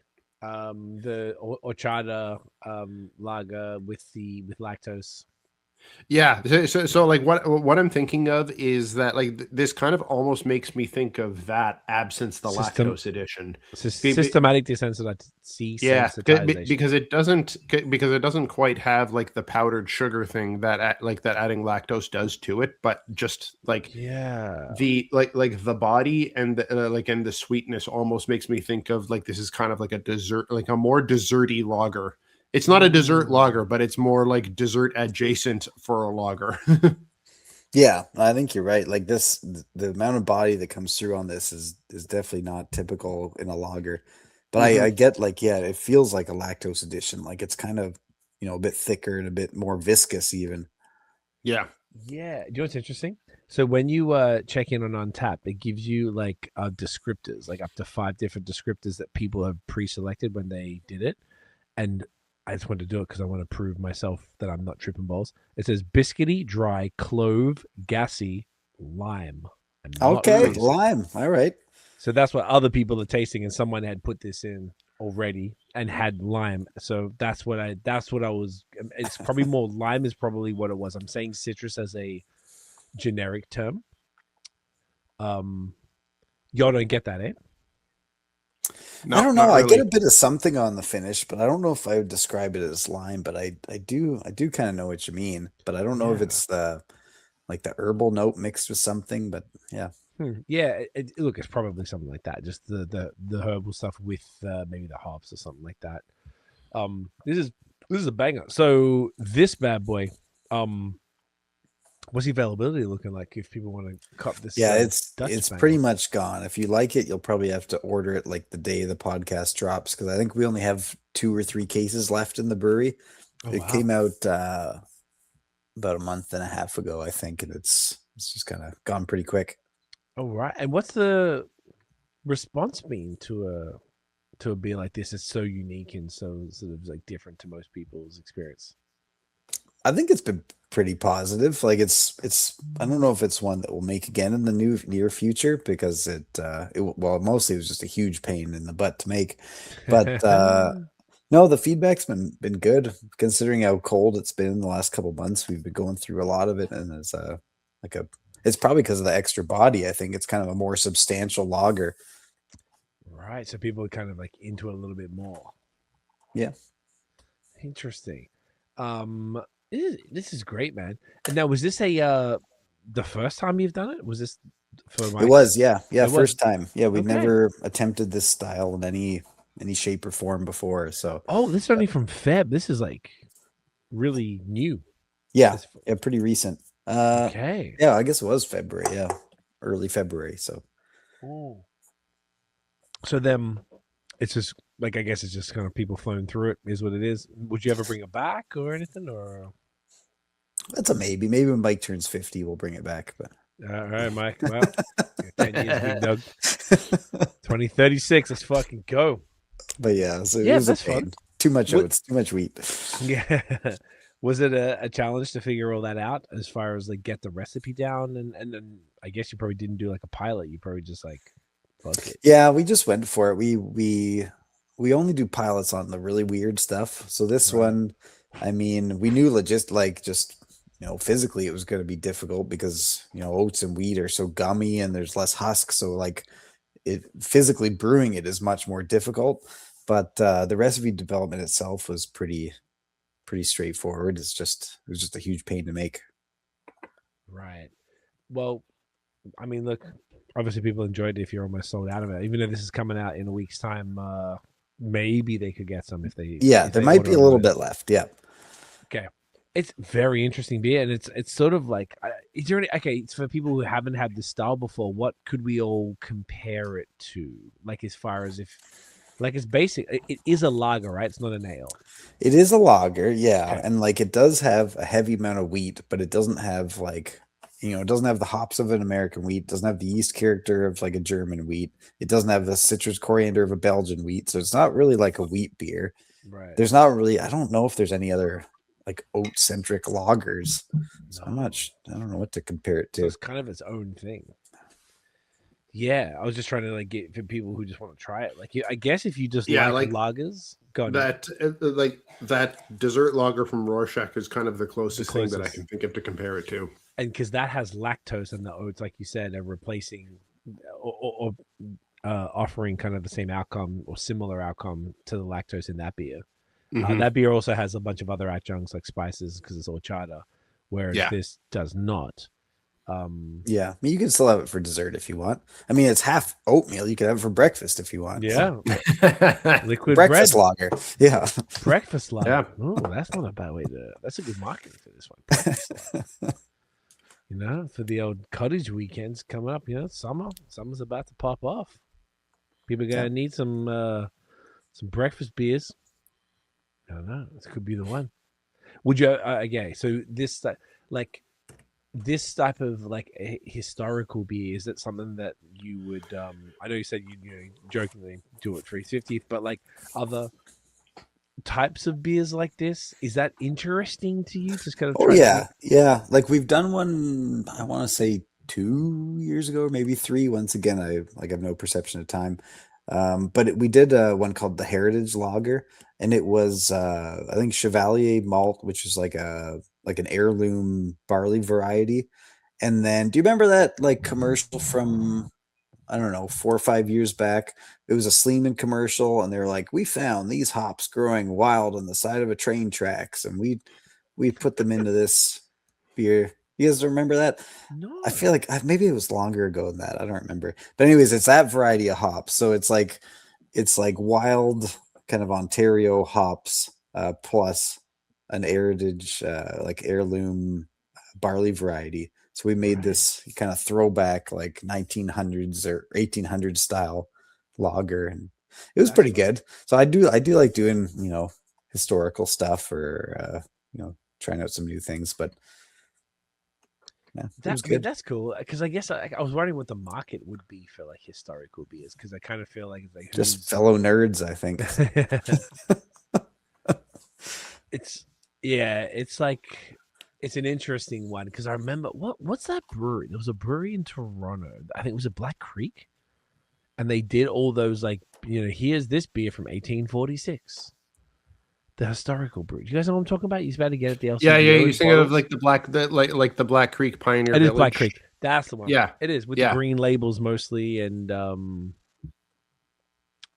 like so that was probably the only, arguably, that I could think of, like historical beers, at least here in Ontario, that I was able to get relatively regular. Not about anymore, but like it's an Yeah, I mean, like even Yeah. going back to our cream ale, like part of this recipe was developed from like a snippet I saw from a brewing textbook that had a cream ale recipe from like the early 1900s.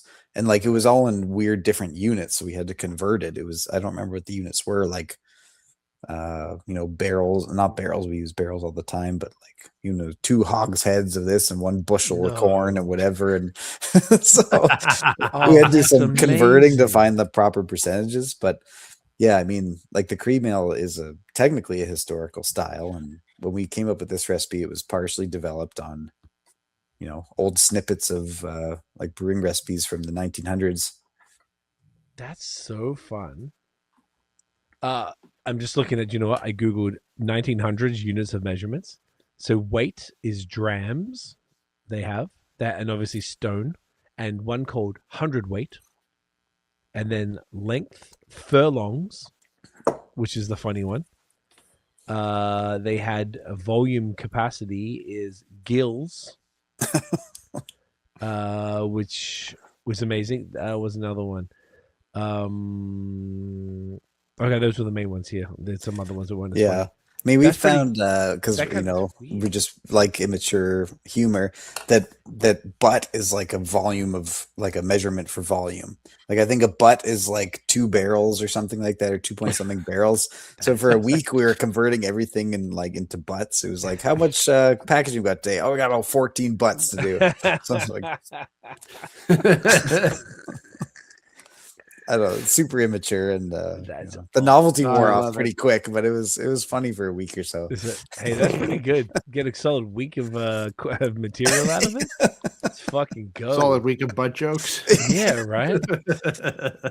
Oh, like, hey, man, butt jokes are other shit. I fuck with it. Get it? Yeah, I get I tried to like keep it, like play it off.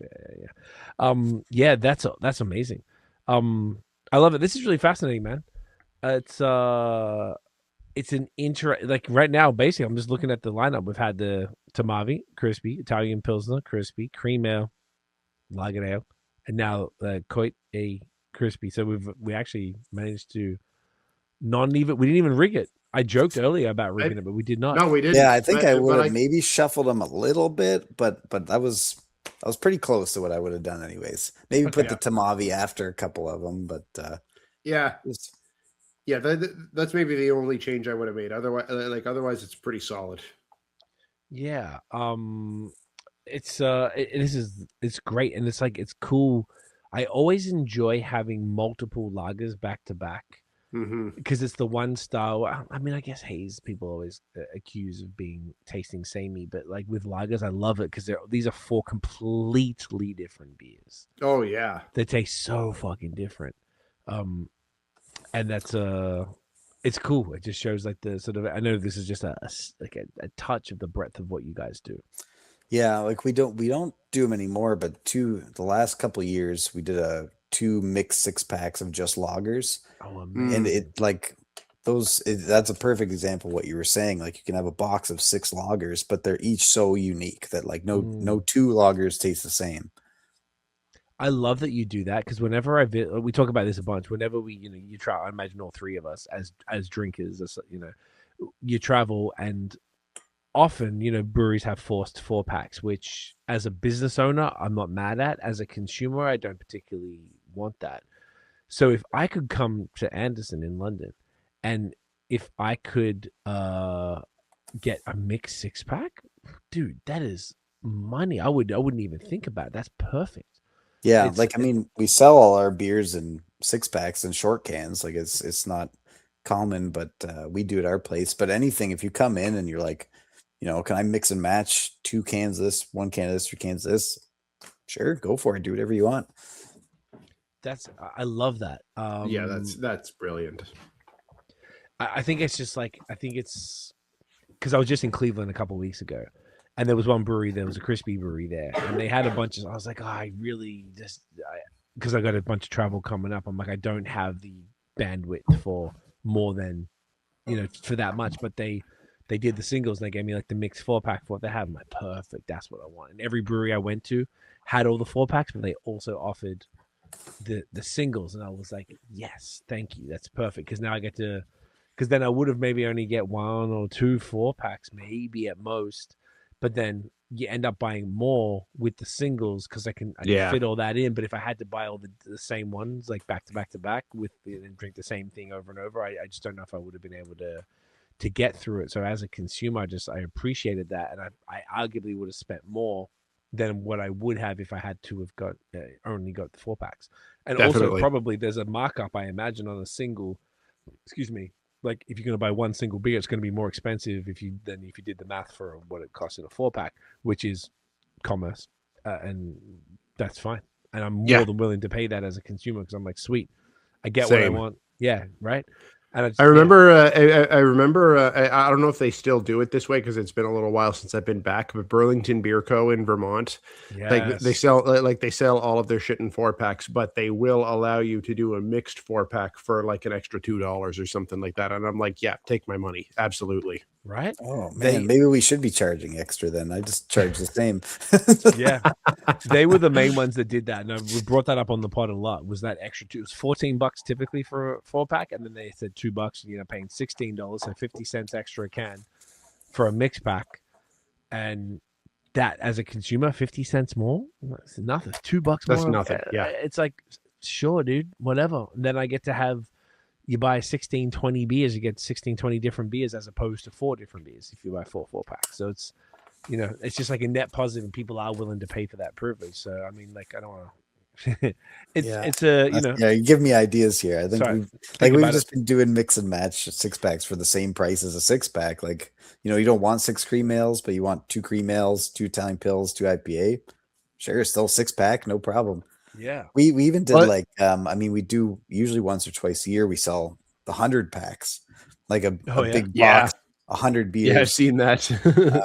And those are like customizable too. You show up that morning, it's like, what do you want for your 100 beers? You can have like, I'll get 24 creams and 48 IPAs and 6 of this and 6 of that, and we just go in the back and pack them real quick.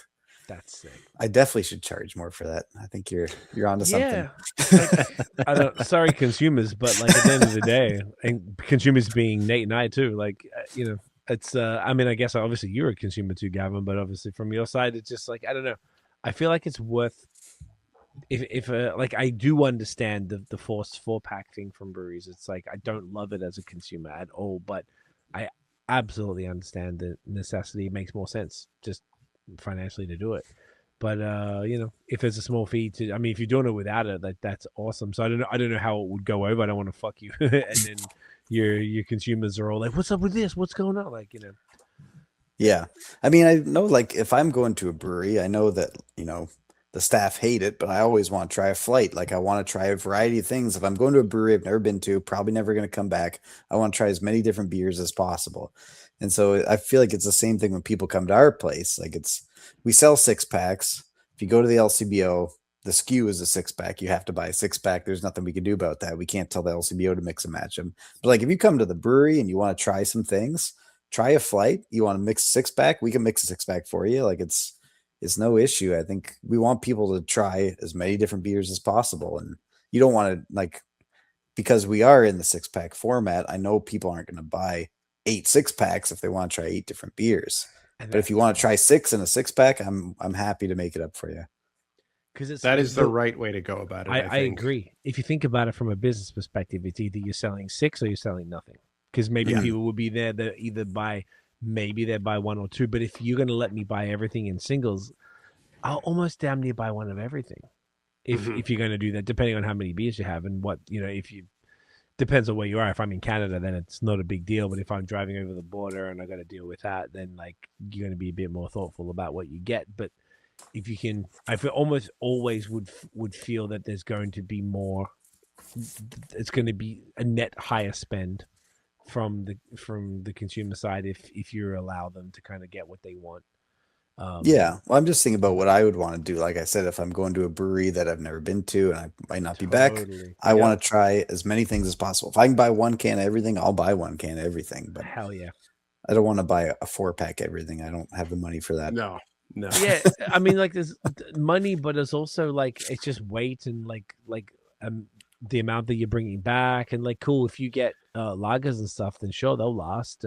But if you go and get a case of only 6 different hazy IPAs, which is something Nate and I might do. That shit's gonna die before you can get through all of it. Like at least half of that you're not going to be having at peak freshness, and that's just no fun. And that's you're really just what it is. like you're just letting beers die at that point.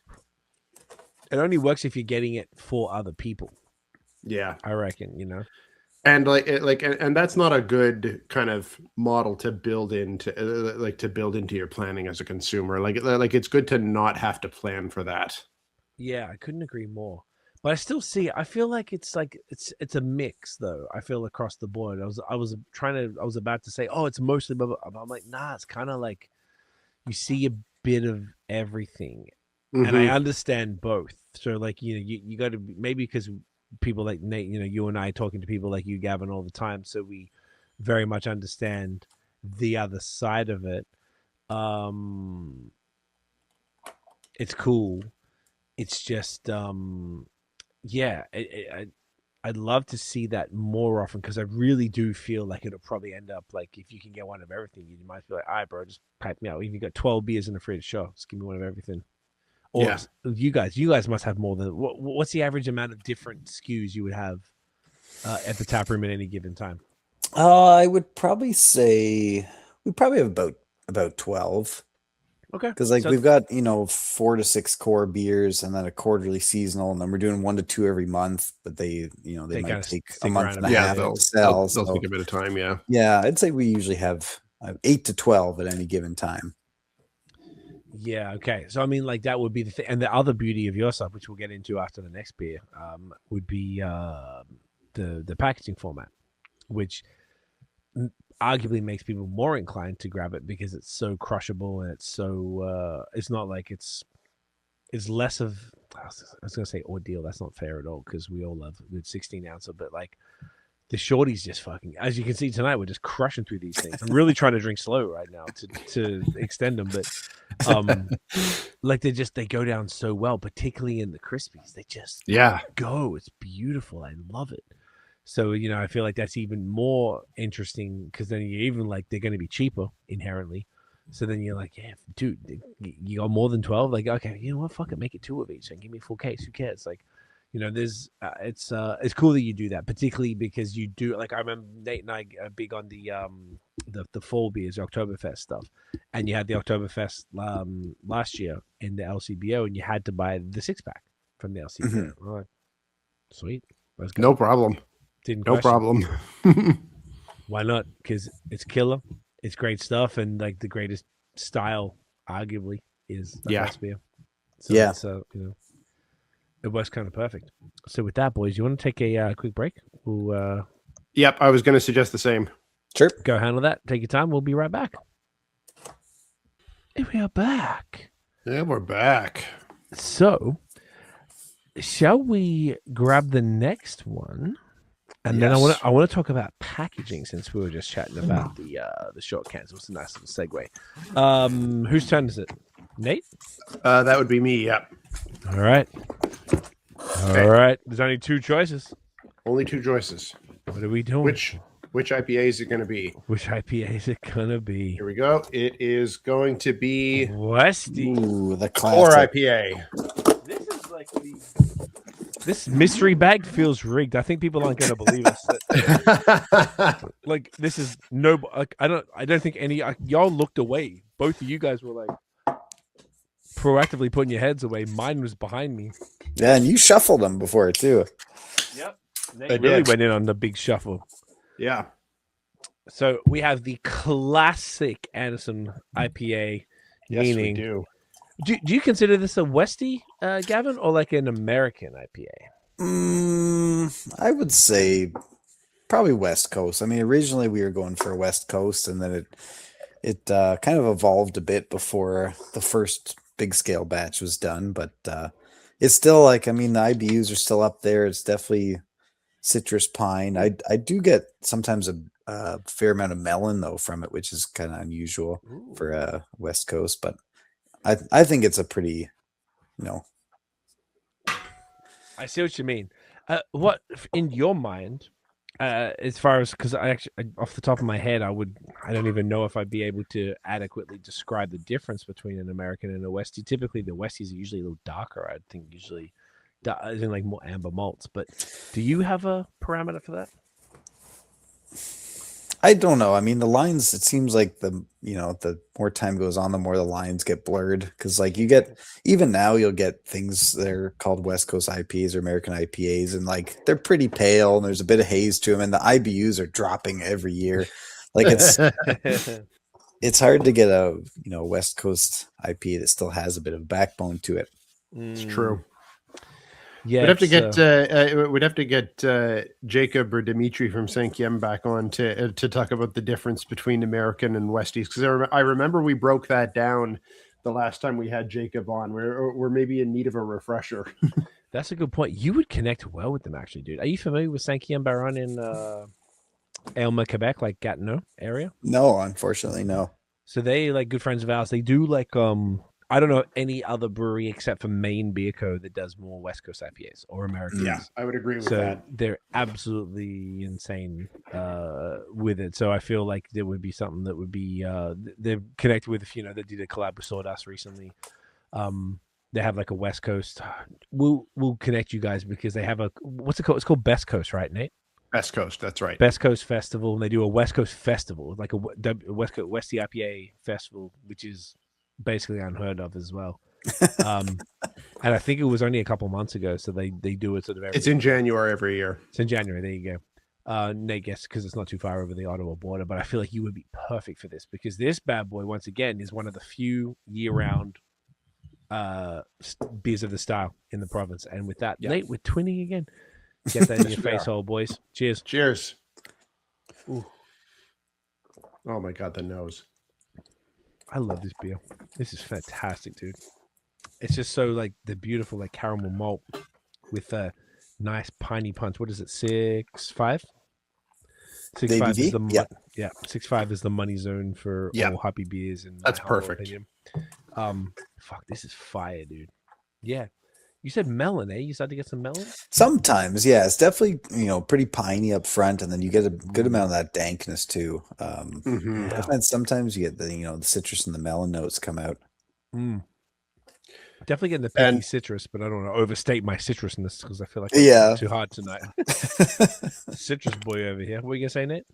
I said we gotta say too, like look at this clarity. Yes. Ooh, there you go. It's so clear. It's gorgeous. Yeah, it's stunning. It's such a nice it's sort of like, because sometimes Westies or / Americans, I'm sort of using the term generically, I find that they're either like full Pilsner malt where they look, if you didn't know, it looks like a Pilsner. Yeah. And then there's the full like dark reddy caramelly color. And then this is kind of like in between. It's kind of like, yeah, it's beautiful and clear, but it's still more caramel than the Pilsner side, the Pilsner style of IPA. So it's like we do. I mean, it's like our inspiration was definitely some of the more classic West Coast IPAs, like a scaled down Pliny or something like that. But so we do use crystal malts in it. There is some crystal malt, and we use a lot of the classic C hops are in there too, like Cascade, Columbus, Centennial. So it's nice. Yeah, we haven't really tweaked it over the years too. Like I said, when we were developing the recipe initially, we went through a few test batches and found the right balance of hops and bitterness that we were looking for. But since then, like it's the exact same beer that we made 10 years ago. It was the first beer we launched, I think. Really, eh? I love that. Was that when you say launch for distro or just launch in the tap room? Both. Like when we opened, we had like kind of a pre-release event before we opened the tap room, and we had this IPA and our amber were the two there. And then when we opened our doors to the public, we had IPA amber, our brown ale, which is still probably my favorite. And then an American wheat was our fourth. So it wasn't until about 2 months or 3 months after that we dumped the wheat and made the cream ale. Oh, okay. I feel like the brown is really familiar. Did we do that on the last pod? Maybe. I think we might have. It feels familiar. I love brown ales. I think. Yep, we did. Yeah. I've had it 5 times. Oh, that means I must really love it. Oh yeah, back to 11th of November. Okay, that was when we did it to the last one. I love that. Even just like a brown ale. I feel like brown ales are so underrated. I agree. Like, I think of everything we've made, like all of our core beers and many of our seasonals, our brown ale is probably my favorite one. But it just unfortunately gets bumped because it's just nobody buys it. But I think it's great. I love it. What happened? I wonder. Like back in the day, brown ales were like popping. Like when I say back in the day, like early 2010s. Yeah, I don't feel like they ever had a moment like, IPAs did, or hazy IPAs, or sours, or barrel aged things. There's never been like a big like brown ale, like let's go get brown ale. Yeah. Maybe there should have been. Yeah, there should be. There might still be, but there's still time. Hey man, brown, I'm here for it. I think it's amazing that that's still popping. But yeah, this is a banger. This obviously is year round, and it must have picked up pretty. Is this in the same? How similar is this version to what it was 10 years ago? It's the same, exact same. Yep, yeah. We haven't tweaked this one at all, so it's the same. I mean, obviously, there's little differences year to year, just in hop crops, but like, it's it's as close as we can make it to the same one we launched 10 years ago. Fun fact too, this is actually the only beer that we regularly make in tall cans as well. Right. Okay. And why do you do that? LCBO? Yeah, they requested that we try it, and we did. And so we have it, like, it's in some LCBOs outside of London in tall cans, but I don't know, it's worth a try. How's it going? It's going all right. I mean, I think that like I prefer short cans, and I know like locally it seems like most people prefer short cans, but like out of town, there's a lot of places where it's kind of what we were talking about before, right? If you go to the LCBO and there's 20 beers, you don't necessarily want to get 6 of one. You probably want to try one, and get 6 different ones. So like the 6-pack outside of London, bit of a harder sell, I think, than having single cans. But it makes sense. So the shorties from your side, why did you guys start with short cans? Well, it's like a lot of the beers that we make, and things just what I like. So I like short cans. I like that you can have a couple of them. I like the convenience of picking up a 6-pack and going if you're just on the way out for the weekend or something like that. So it's it's just what I preferred, and I don't understand why there's not more of them in Ontario. So we I don't know. Interesting. I almost feel like they're being bullied out of them. Like all the brewery, like you said, the LCBO encourage you to put IPA in the tall can. Everyone I can think of, Matron, Godspeed, they're going to the LCBO, are forced to do it. Tooth and Nail.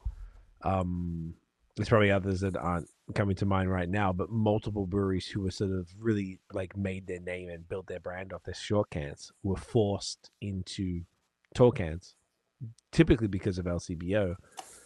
And then it was almost like, well, my guess is, say like Tooth and because you're an interesting one in that you're testing it out, whereas like I think Tooth and Nail, they just moved everything to tall cans because it's probably a bit of a hassle on the canning side. I've been told that there's some adjustments and it might take 30 to 60 minutes to figure out that adjustment.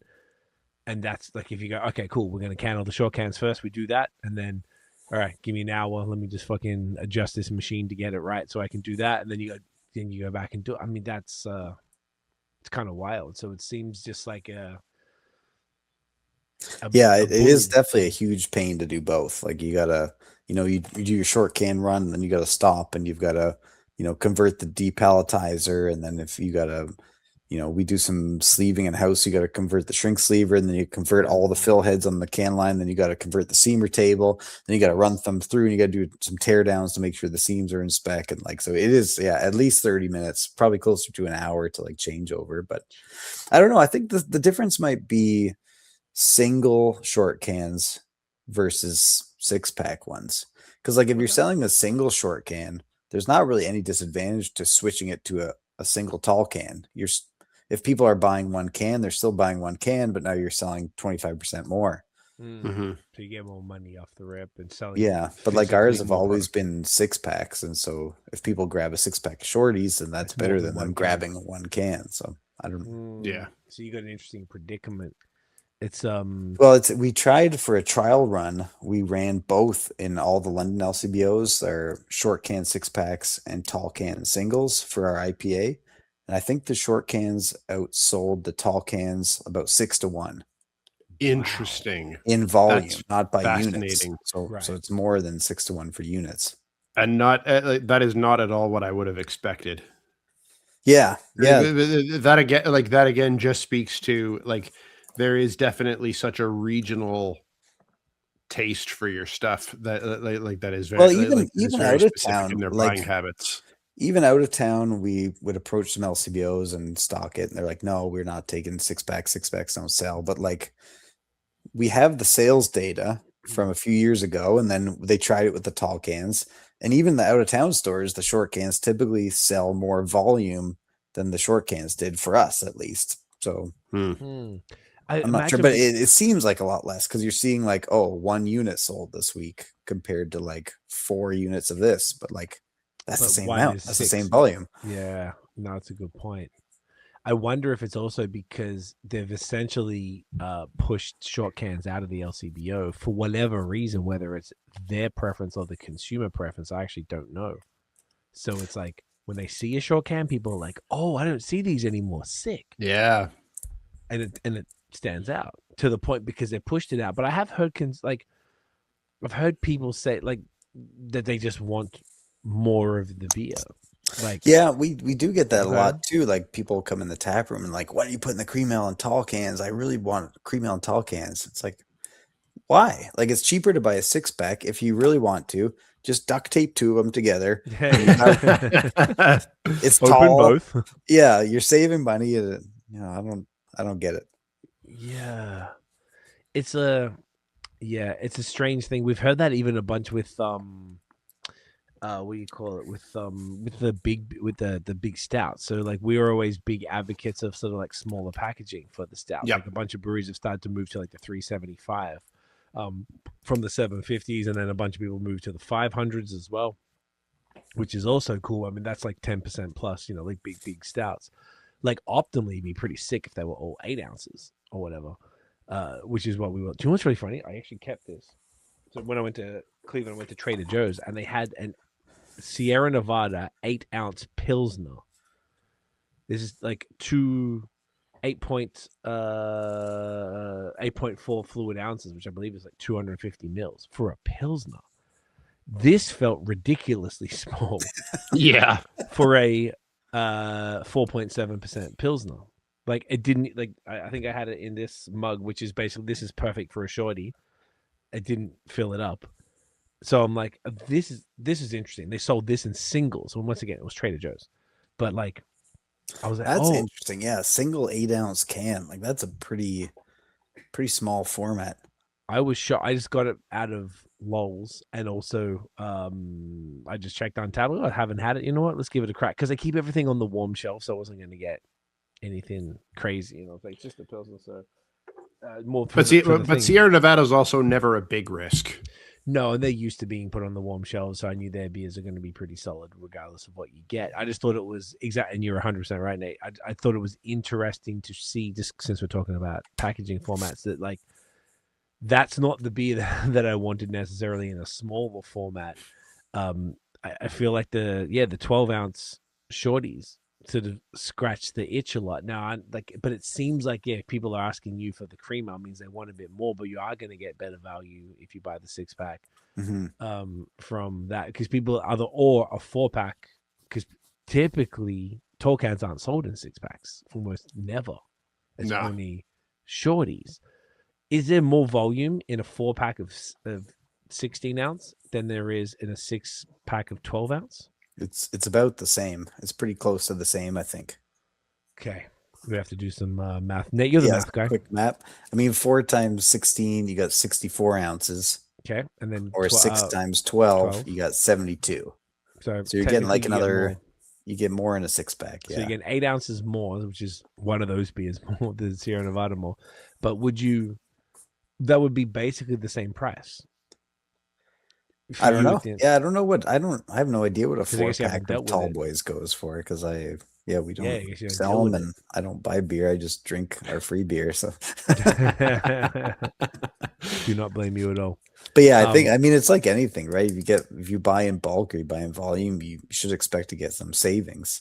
Like our 6-packs are cheaper than buying a single can, and our cases are cheaper than buying, 4 individual 6-packs. So yeah. It's fascinating that people have such strong opinions over the formats, I guess, that like particularly wanting more of something, because I guess it all depends on the style or whatever. Like I almost feel like if you're a crusher and you want more of something, then it's probably better to almost like if you're going to keep going through it, you'd want to have short cans so they don't get warm fast, so you're getting through them faster, then you can crack the next one if you're a volume person.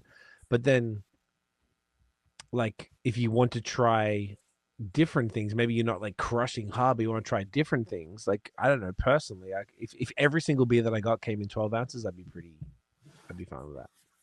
Yeah, I think that's kind of why I prefer them, because it's like you said, if you want to try more beers and they're short cans, you can try more different ones. Or if you want to, you don't want the last third of your beer to be warm, then you just have short cans and keep the rest in the fridge. But I do agree with what you were saying before, though, that like an 8-ounce size would be perfect for like a barrel-aged stout or something like that. Like if you just want to have like a 12%, imperial stout, bourbon barrel aged, like that's a good single serving size. If you get the 750 ml bottles, like those, you kind of have to share them. Like those are, your buddies are over, you pop the bottle and everybody tastes some. But like a 750 ml bottle of a 12% imperial stout, that's a slog. Like that's a tough go by yourself. It is. It's fine. I don't mind it, but I prefer to have a couple different things. Yeah. It's really hard on your own when you're the only beer drinker in the house. Yeah, like sometimes I'll do if I've got them, like usually I have on Wednesdays I'll do like big beers. I assign it to just larger start, like whatever. So I'll usually have like a warm up. So like last night I had this 11% English start, like these tiny little bottles that I got from the LCBO. I had to order Thomas Hardy. It's like some OG barley wine. And they were like $5 a bottle, but they were like must be 250 ml. It was pretty small. And that was sick. And you have that. And then I had a 500 ml normal bottle of something else and money. It was great. And that's plenty. But like if you have to have the 750, I probably wouldn't have the warm up. And then what I do, we got this little mini glass. So Dan from Zenden, the glassware is a friend of ours. So he got us these little like mini. So it's a mini version of this. Exactly this. So it's like 4 or 5 ounces of that. So like you're pouring the stout in, and you feel it like 4 or 5 ounces, leaving the bottle there, and you're drinking that. Maybe it's cold. Then the next time you pour it in, it's going to be significantly warmer. So then you're getting a different experience with the beer, and it's a nice slow way to kind of like drink it like casually without going too crazy. And I really enjoy that format of it. Overall, I would prefer if everything was just smaller though, because then I could get through more of it. Because once you get 750, I really try and avoid buying 750s. Like I feel like 750s is too much. They're few and far between, though, aren't they? These days, I'd say like I can't think of too many places that do them. Yeah, they're not many things are being sold in that now. It's true. Yeah, but there is definitely still the odd one still like clogging up the cellar though. Yeah.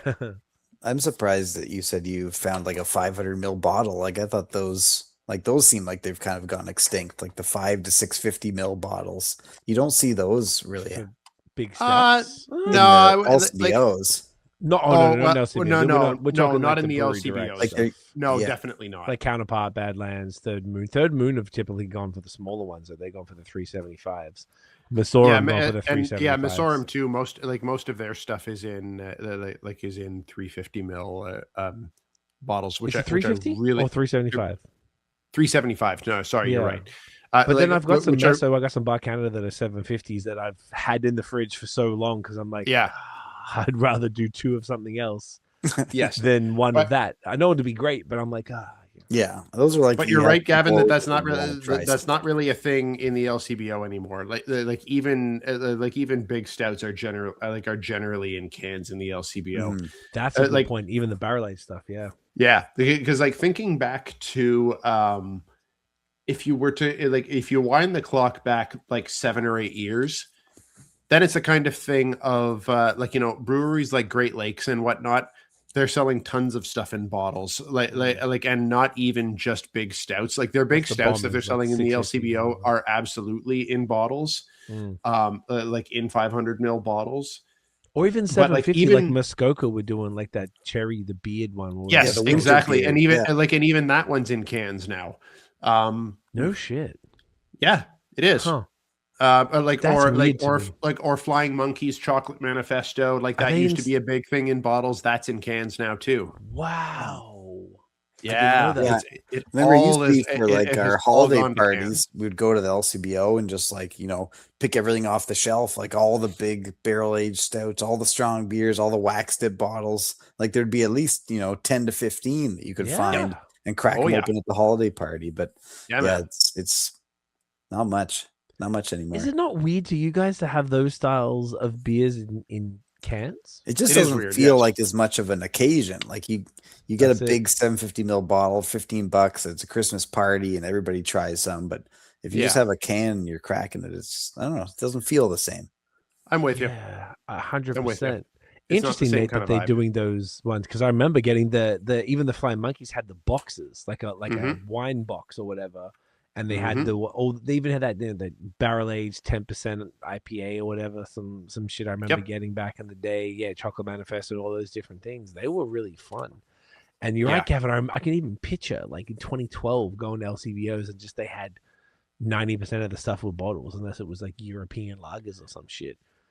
And you just get even if you think of some of the old Great Lakes stuff that's now in cans, like the Miami pumpkin West ale, used to be in bottles. That their old green tea ale used to be in bottles. The winter ale used to be in bottles. Everything those big 650 mils that they used to sell so many things in back in the day. Yeah, that's such a good point. They were all like that. Like everything, I guess BAOS, all their stuff too was always like that's true. Oh yeah, that's a whole other conversation. I mean, because they went wild, they were in nothing but 650s for the longest time. Even when they went to cans, you're like, oh shit, what is happening here? It's very very odd. Well, that's definitely probably signaled the shift big time when they bothered to do that. It was. I remember even because I moved to Montreal and things were in Ontario were moving way faster towards cans than Quebec. So every time I came to Ontario, I was like, oh shit, everything's in cans. And then you go into any store in Quebec and most things are still in bottles. It was a little bit more of a longer stretch, but it seems like everyone's kind of caught up. But bottles are allocated for the special occasions, as you said, Gavin. So it's like if you're cracking something that would typically be a wax sealed bottle, just like, shh, all right, everybody want to pour my 15% barrel? It's just fucking weird, man. Like, it doesn't feel the same.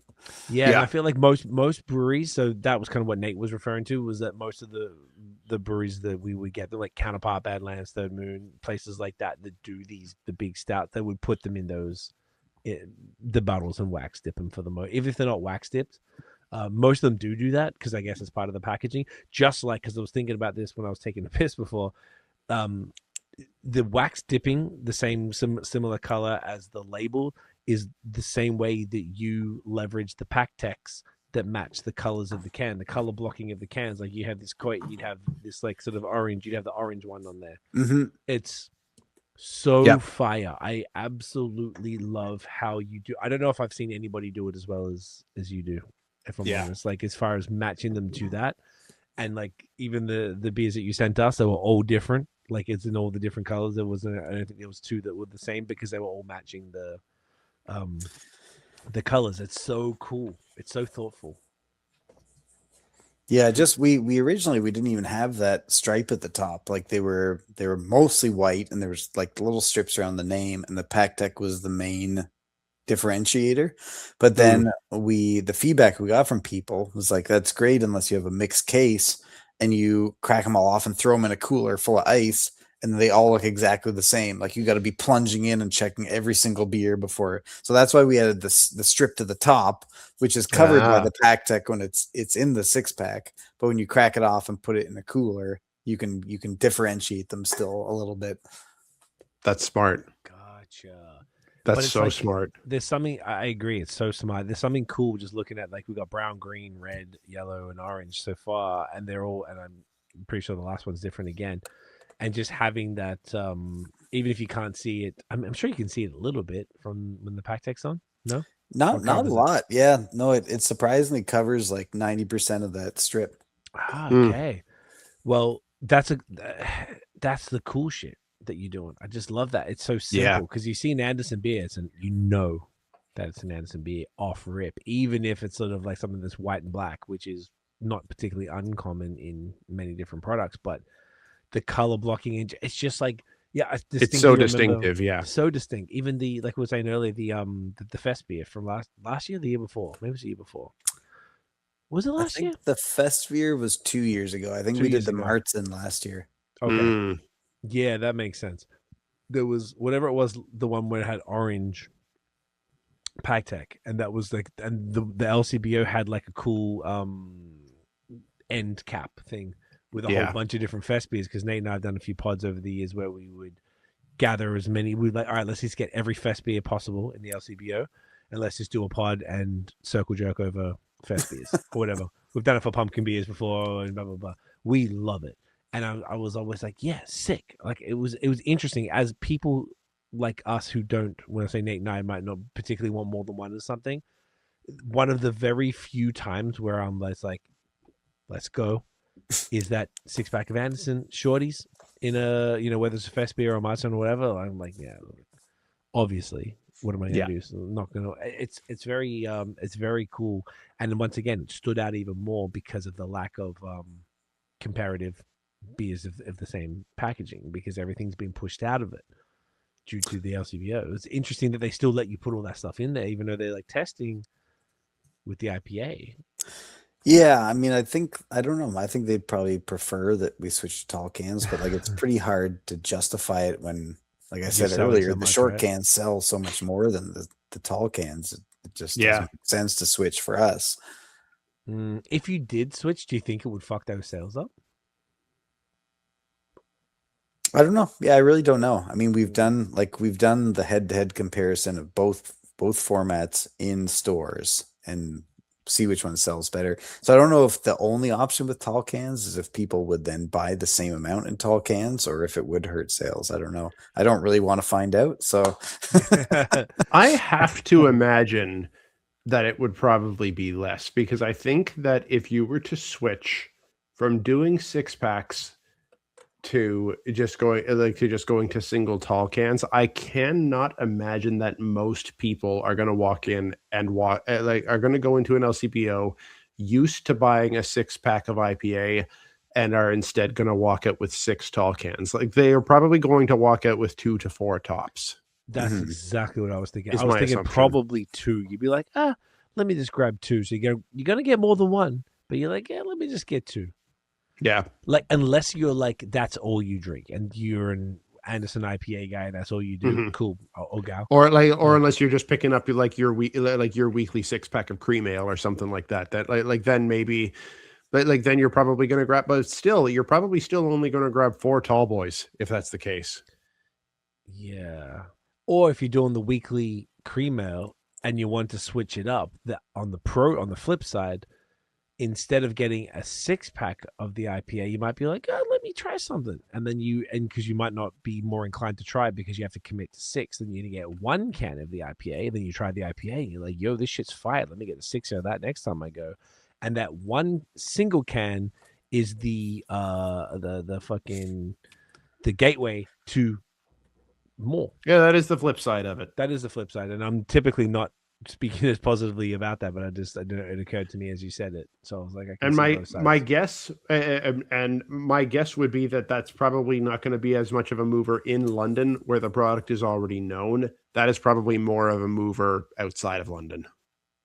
Yeah, and I mean that's why we have like the IPA we do in tall cans for outside London LCBOs, is to try and, you know, people who aren't familiar with the brand or aren't familiar with our beers, that they're more likely to grab one of this and grab one of ours and then taste it and hopefully like it than they are to grab a 6-pack and nothing else. Yeah, And I think that's really indicative of IPA drinkers, generally speaking. Like, if I'm gonna get Crispies, I'm not upset at a 4 or a 6er of a specific crispy, that particularly if I know that it's good. I don't know if I'd roll the dice on a 6er of a crispy, but it doesn't bother me so much because I know I'll get to it. But an IPA that has a lifespan, I don't know. Not I don't know likely. if I would. Yeah, and I very rarely go to LCBOs personally. and a Westie maybe, but probably not for haze.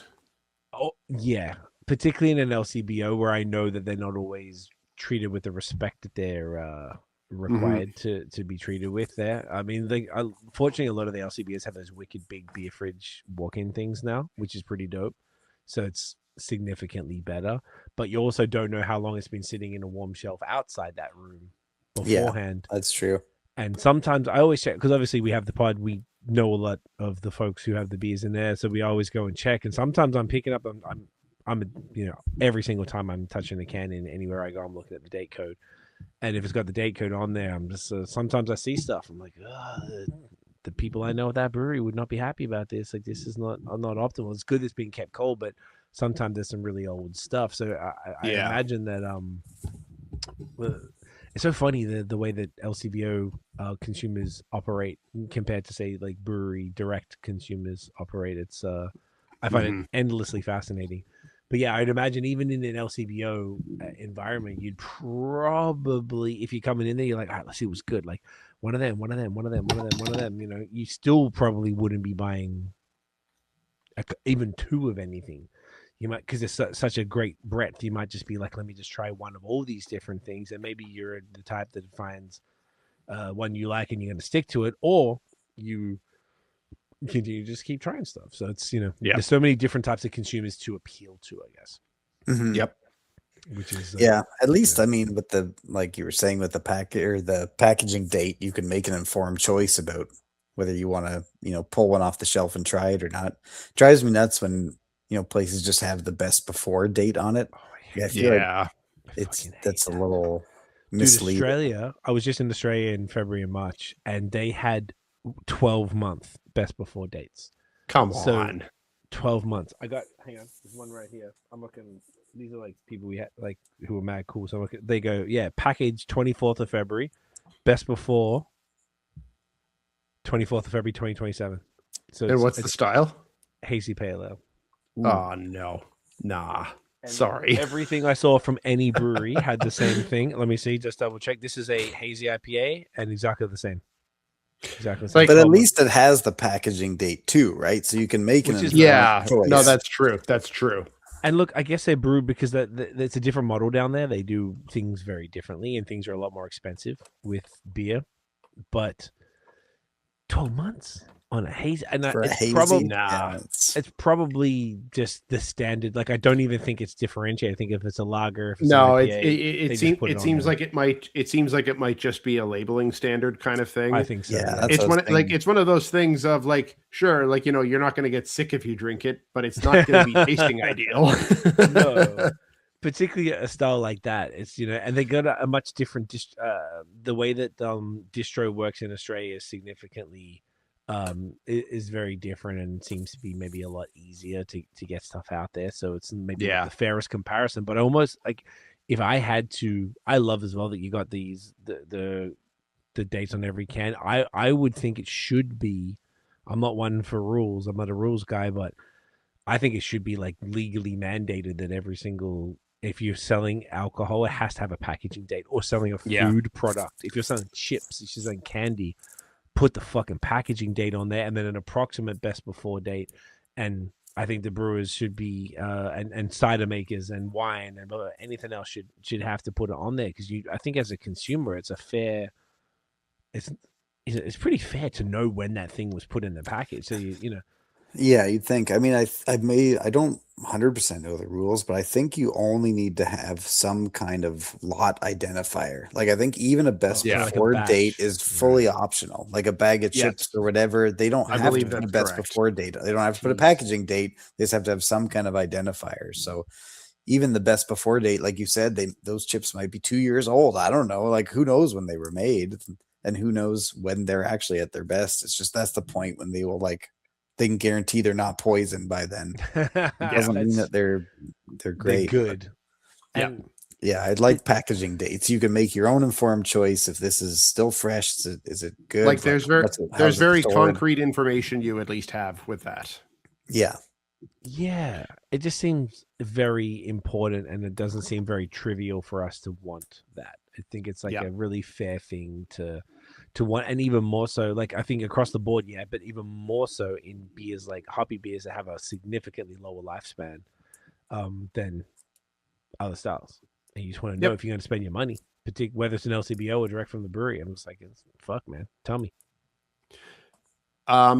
One last thing that I wanted to bring up, because I know we're probably close to due to get into the last can. Yeah. But while we are talking about the core Anderson IPA, we have to mention the collab that we did for our 10-year anniversary, the double West Coast IPA, which we did as a collaboration, which we were so fucking stoked for. Yes, dude, thank you so much for bringing this up, Gavin. Thank you, like, just telling you in person, thank you so much for doing this. Yeah, this was so cool. We were so stoked. We were so stoked that you were down for this. This was one of two that I had an idea of a core IPA that we wanted to make into a double, and the fact that you were just so on board for that, for that idea right from the rip, just made us so happy. So thank you so much for being down for that. Not only for collabing with us, but for being down for the idea that we had for it. It really meant a lot to us.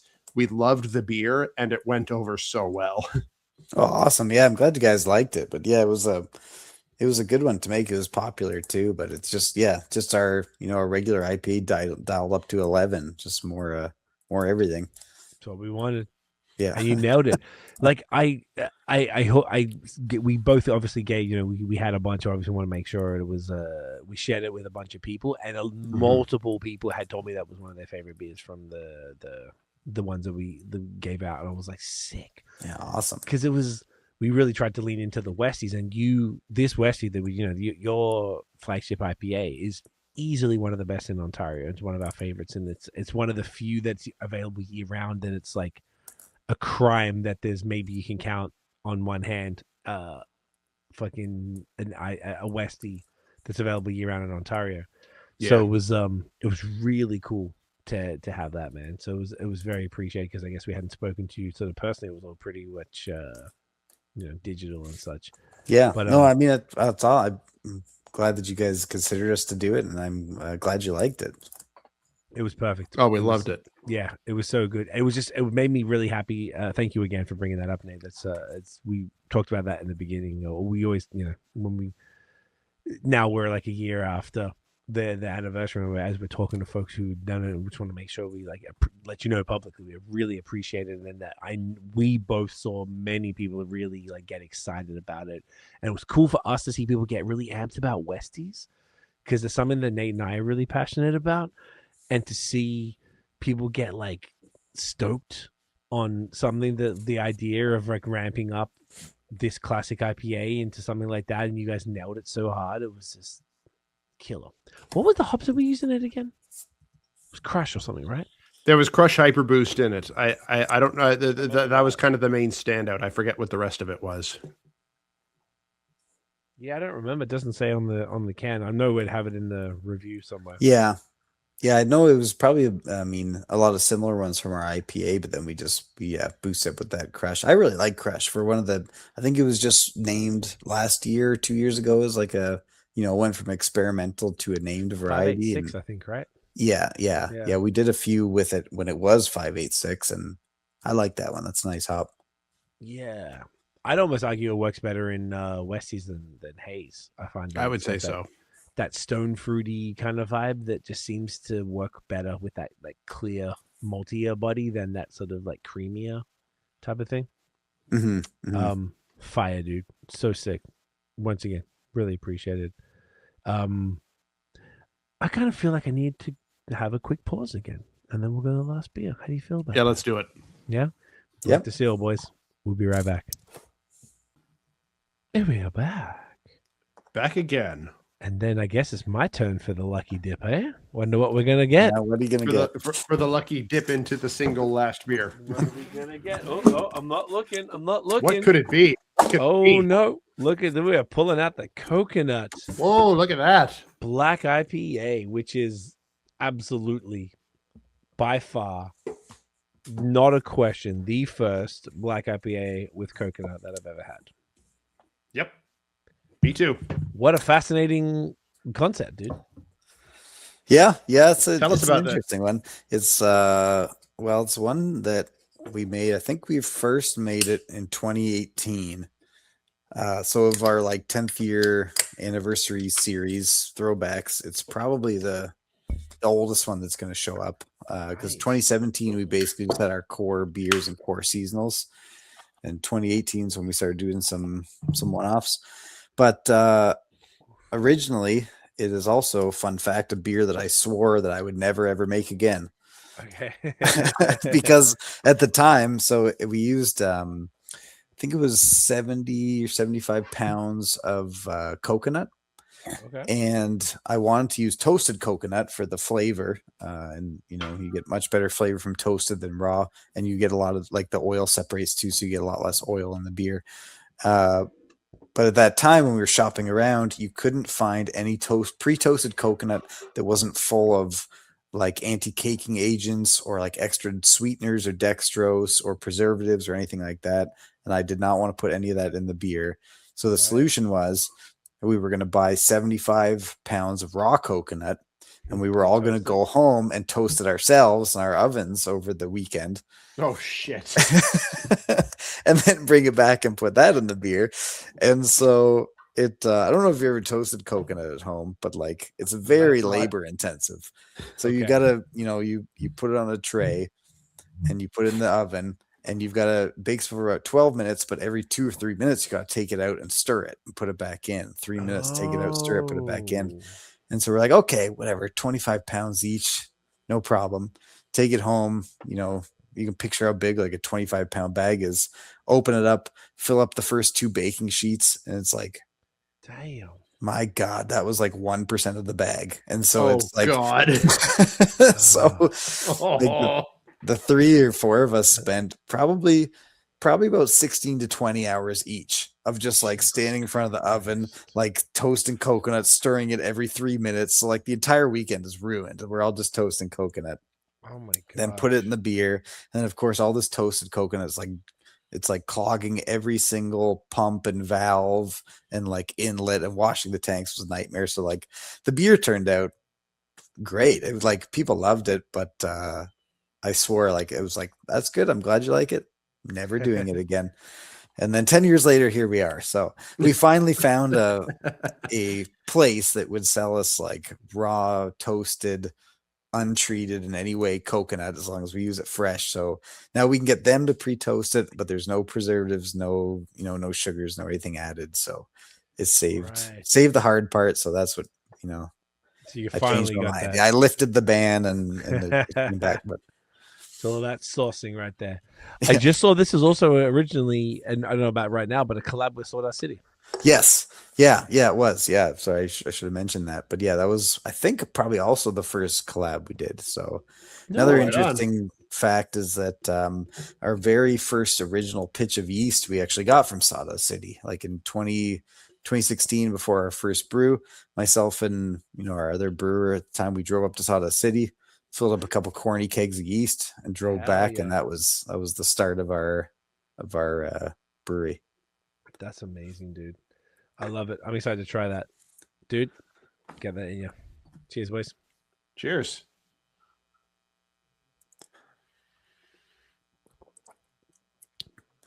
Wow. What I like about this as well, wow, that's fire. You got on the can a Cascadian Dark Ale. I just find that like, that's dope. Fuck, this is intense. Jesus Christ. It's like a separate, like a second wave of bitterness that just hit. Yeah, for me, I think this is one of Damn. the most difficult ones to balance because like you're looking at three different things, right? You've got an IPA, which itself is pretty intense. Then you've got the dark side of it where the roasty malts can easily overpower it. And then you've got the coconut, which on its own, like I've had plenty of beers with coconut where coconut just steamrolls everything else in it. So balancing the three is a really kind of a juggling act in this one. So we want enough coconut that it comes through. I get a lot on the aroma, but you don't want to get that like suntan lotion kind of vibe from it where you get with like excessive coconut. Yep. And then you want like a little bit of roastiness, but you don't want it to like, drop the pH too much that it gets kind of, acidic or you don't want any smokiness. And then you got to get the classic kind of piney hops in there, but not so much IBUs that paired with the bitterness that it just tanks the whole thing. So it is a really, really tricky one to balance, but I'm pretty happy with where it came out. I think it's got a bit of each of those, three pillars. Yeah, I can absolutely I would say so.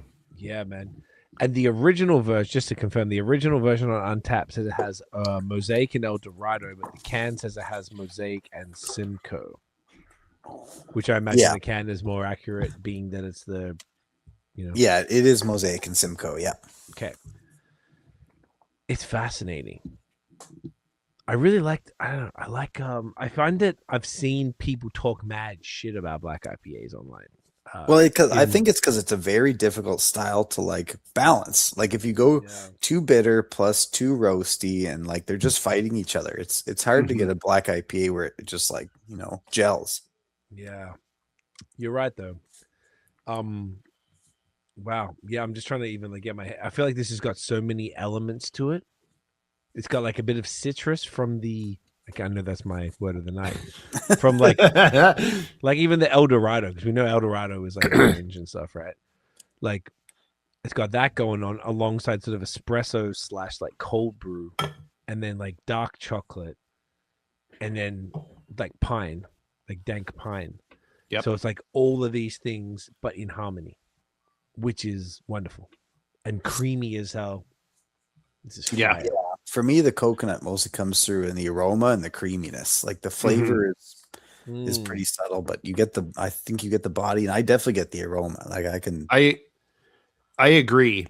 It's not like it definitely does not come through significantly, like overtly in like in flavor, which is why it succeeds in not having that kind of sunscreen kind of aspect to it, but it does give it a kind of tropical vibe in the way that like that you would picture a tropical stout.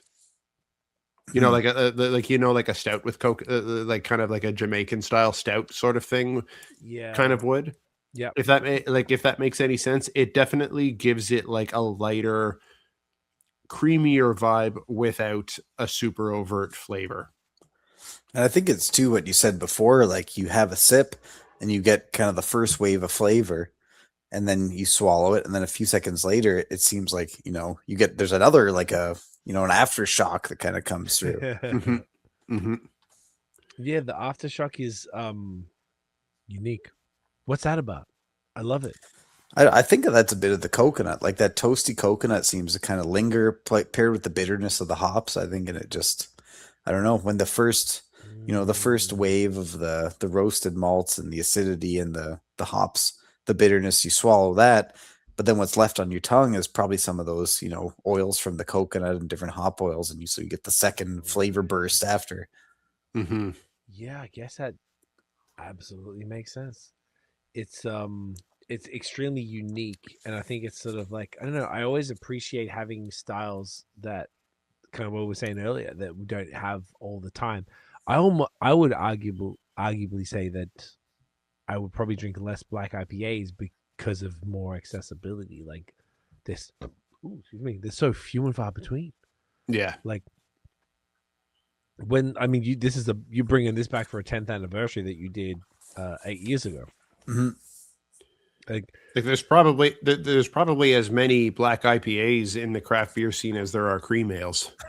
That's probably true. Like I can't. It's hard to think of a couple. There's definitely no like permanent black IPAs. No, absolutely not. Absolutely not. A handful, maybe 5 to 10 breweries would probably have one a year at most. And maybe they kind of do what you're doing, where they bring it back every few years, not every year. Mm-hmm. Mm-hmm. And if I'm honest, I can think of one or two, but I can't specifically think of many more than that. And it's probably just because it's not really like something that it was popping back in the day, though, eh? Like probably 10 years ago, like 2016. I think so. Yeah, I mean, when we made this one originally, it's still popular. This is probably like our #1 most requested beer that we've ever made. Shit. Really? Yeah, people are always saying like, when are you going to make it again? When are you going to make it again? What? I said we never were going to, and just drop it. But like all the other ones that people like, they're like, when are you going to make it again? It's like, all right, we'll make it again. But this was one that we were saying, when are you going to make it again? It's like, no, never happening. Oh, that is fascinating.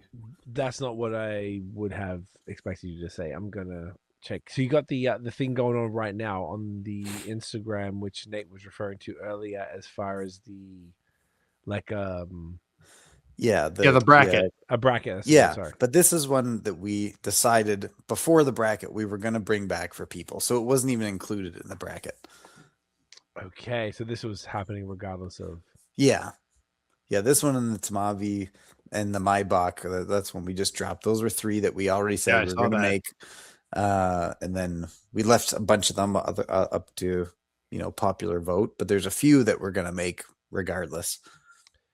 Okay, so I'm going through it now. So the bracket on here it is, the final 4. Okay, this is as of March 31st. Have you gotten further than that? The final 4? I think I know the results. I don't know if they've been posted yet, but I know the winner. They don't appear to have. Okay, so maybe it's still coming, but I've seen the votes and I know I still have time to rig it, maybe. Yeah. Rig it however you need to, brother.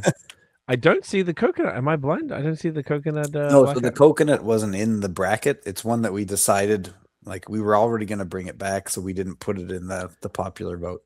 Gotcha. Okay. All right. So it's not going to spoil anything if we say what the final 4 are, because it's already been posted as of March 31st. So the final 4 in the bracket are the Vienna Lager. Spring doesn't say which year or which style that is. That's the Schwarzbier, the original. Oh, that's the Schwarzbier. Okay. Yeah. Okay. Good to know. The Blueberry Lager, and as we mentioned earlier, Pat's 40th, the Czech Lager. Interesting, but the Aussie IPA did pretty well. Looking on here, yep, that got to the final 8. It lost out to Pat's 40th. I think that was a very close one too. That was close. Okay. And then even looking at the rest of the Spring made it through, beat the Fudge Cookie Stout. Alt Beer was in there. Hellas Cold IPA as well, but the Fruit IPA triumphed. That's fun. That's really fun. There's some interesting matchups here, for the results. Like Spring beat out Fudge Cookie Stout. Vienna Lager beat out Fruit IPA. Yeah, that was Pat's 40th beat out Aussie IPA. This is super interesting. Oh, it's interesting that the top 4 are all lagers. Like it was. That's right. The top 4 are all lagers. That's fascinating. Do you think that's a fair representation of what people like the most? As far as, does that align with the sales numbers? Like, did the sales numbers of all the top 4 beers, for example, the top 4 requested beers are lagers, are the top 4 sales lagers? I mean, probably not, because there's a cream ale in there. I mean, like our IPA and our cream ale are our top 2. They pretty much sell equal throughout, the brewery, LCBOs, and around London. So those are our top 2, and then I think probably our gold lager, like our light lagers, are third. But those are all core beers, and all these ones are like one-offs. So it's hard to say how they'd compare if they were year-round beers. That's a fair point. Yeah, I guess because it's like the brackets are inherently more exciting because they're the one-offs that people want to bring back, and that's the intention. Yeah, behind yeah. them, so it's a little different. But and I think it's kind of bias. Like there's a bit of a recency bias in there too, because like I mean, how many people remember like a alt beer we brewed in 2017? It's like, oh, I remember that beer was good. Like 9 years ago. They're probably like, oh, I had that lager last year and that was really good. So I think the top four, I think they all end up being ones that we've done in the last couple of years. Yeah, that makes sense. I mean, I guess the recency bias maybe to a degree, but there's probably, but in beer, the interesting thing, there's probably always like whatever the opposite of recency bias is. Like, oh, remember that shit we had in like 2017? It was incredible. Like probably like nostalgia bias. Nostalgia bias, which is Gen Z's bullshit right now. But that's worse. Like those would never live up to the hype. You can never live up to nostalgia. At least the one from 2 years ago, you're like, yeah, I can make that again. Don't worry. So, like, you'll love it. Yeah. It's super interesting, man. It's this is great. And when I saw this, I didn't obviously try the original one. I imagine Nate didn't either. No. Love black IPAs, but I was like, oh, that's interesting. I was like, okay, well, black IPAs do have this like a bunch of tropical elements to it. So I was like, oh, coconut could probably work pretty well. I'm pretty sure Nate is as well. And big fan of coconut in beer. I love it. Oh, for sure. This is an even more interesting approach because it isn't coconut forward, but what's there.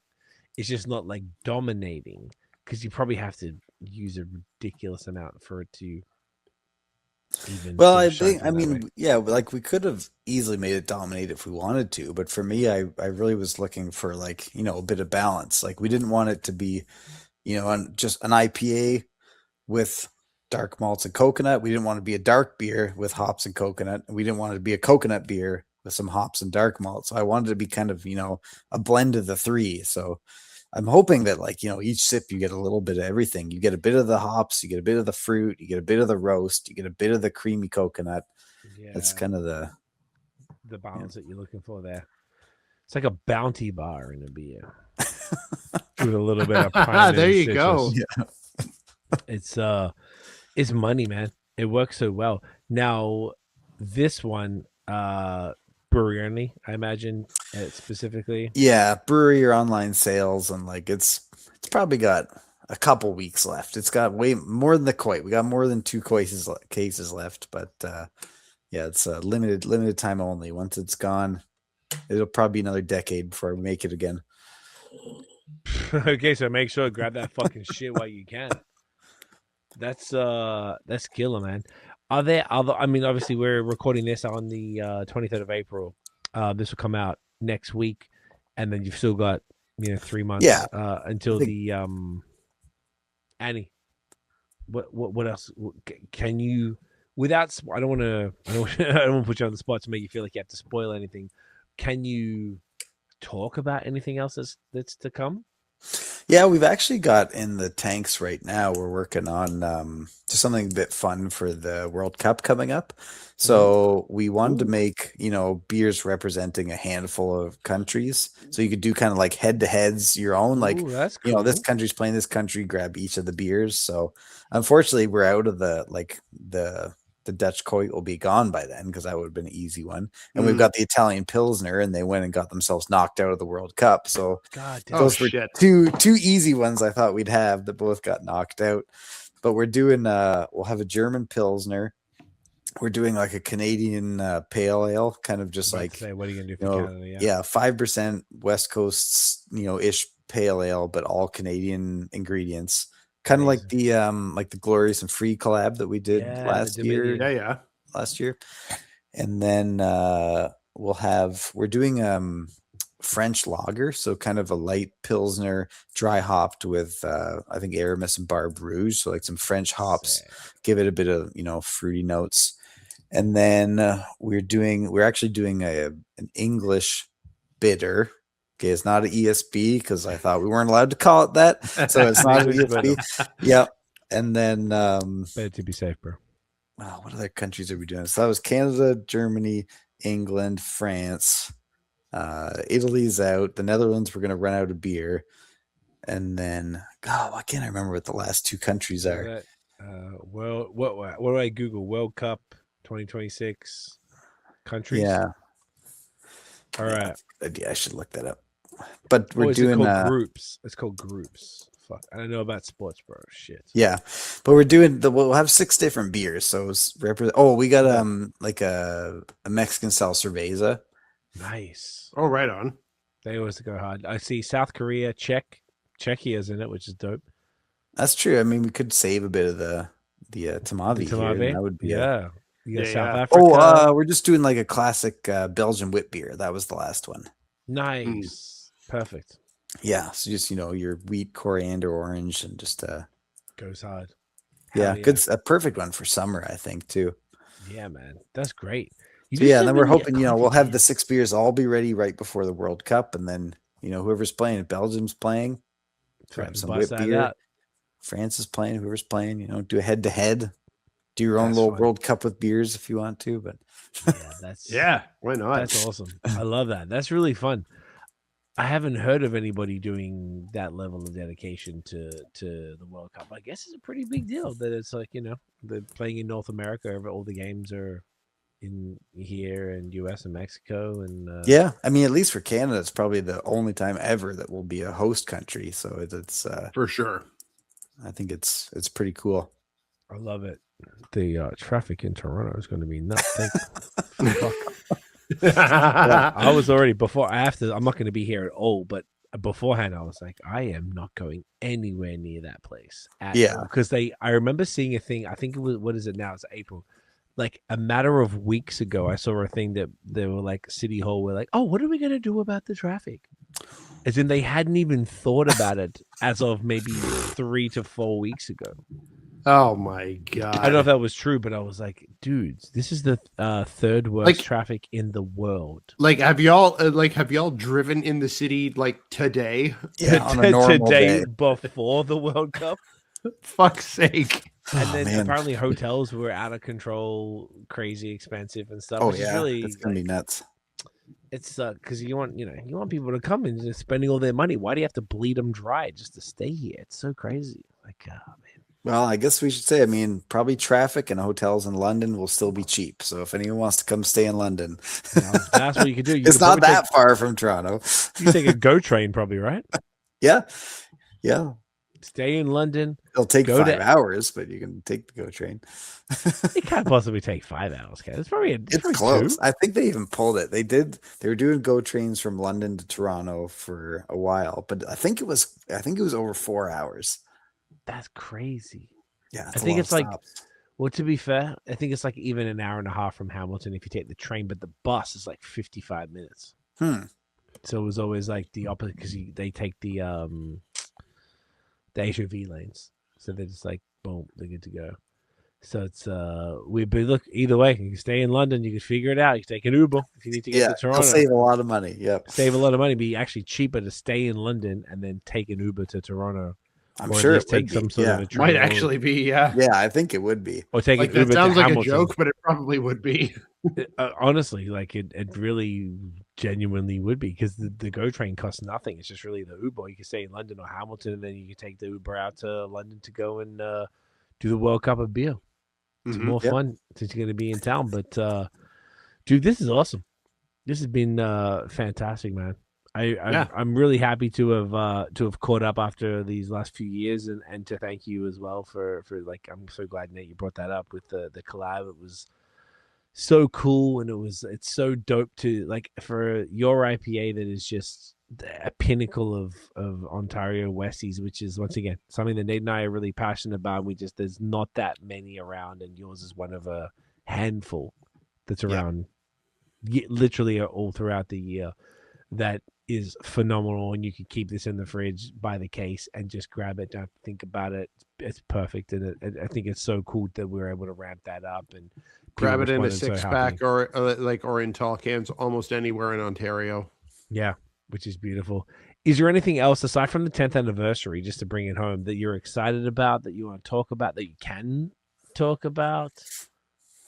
I mean, Aside from the glizzy beers and yeah, because that's no, I mean our anniversary is usually the highlight of the year. And then we've got like throughout the year we'll have these throwback beer releases that we're doing every month, and the World Cup beers. I think that's probably the next couple months pretty much planned out there. Right on. Yeah, it's awesome, man. This has been extremely fun, and yeah, man, I love. We're huge fans of everything you guys do, man. It's this is awesome. It's even just this eclectic lineup of beers. It was so fun with like stuff that we maybe hadn't had before or hadn't had much of, like the Coit, and then like just the Black IPA, bringing that back and killer. And the Tmavý for the dark lager, that was such a stunning. That was such Pilsner, a beaut. Yeah, out of control. Catching up on all this stuff been such a genuine pleasure. This lineup was fire, man. This was really such a thoughtful. good lineup. Thank you for that. Yeah, awesome. Thanks. Yeah, dude. We're both big fans of everything that you do, man. And this was great. Let's not wait 3.5 years for the next one. That was that's on us. That's our fault. That's completely our fault. But well, why don't you guys come down this August and try some hot dog beers, and I'll be. You know what? That's a good. I'll do a live show. We should do that. We should do. We really that. should. Greg will be back in the country at that time, so we should make that happen. I was actually thinking when you were saying the dates, I was like, "Oh, I'll be back by then." So yeah, that's convenient. That's pretty good. Convenient. That's very convenient. But Gavin, everything is awesome. Thank you so much for hanging out and taking the time and sharing the beers and the stories and everything, dude. You're a champion. We appreciate you immensely, and like more success, man. It's beautiful what you're doing, and keep fucking repping for short cans in a time where the LCBO is trying to take it away from us. You are one of the I love that you're standing strong on this. Standing strong. And like maybe I'll do one. But the rest of this shit, you're not touching. I'll give you the IPA, but everything else is staying in short cans. That's how it's going down. I like that. Standing on business, as Justin Bieber would say. Shouts to our Stratford goat. So with that, Gavin, where can everybody find Anderson online and in real life? Yeah, I mean, come by the brewery. We're in London, Ontario. And happy to see you.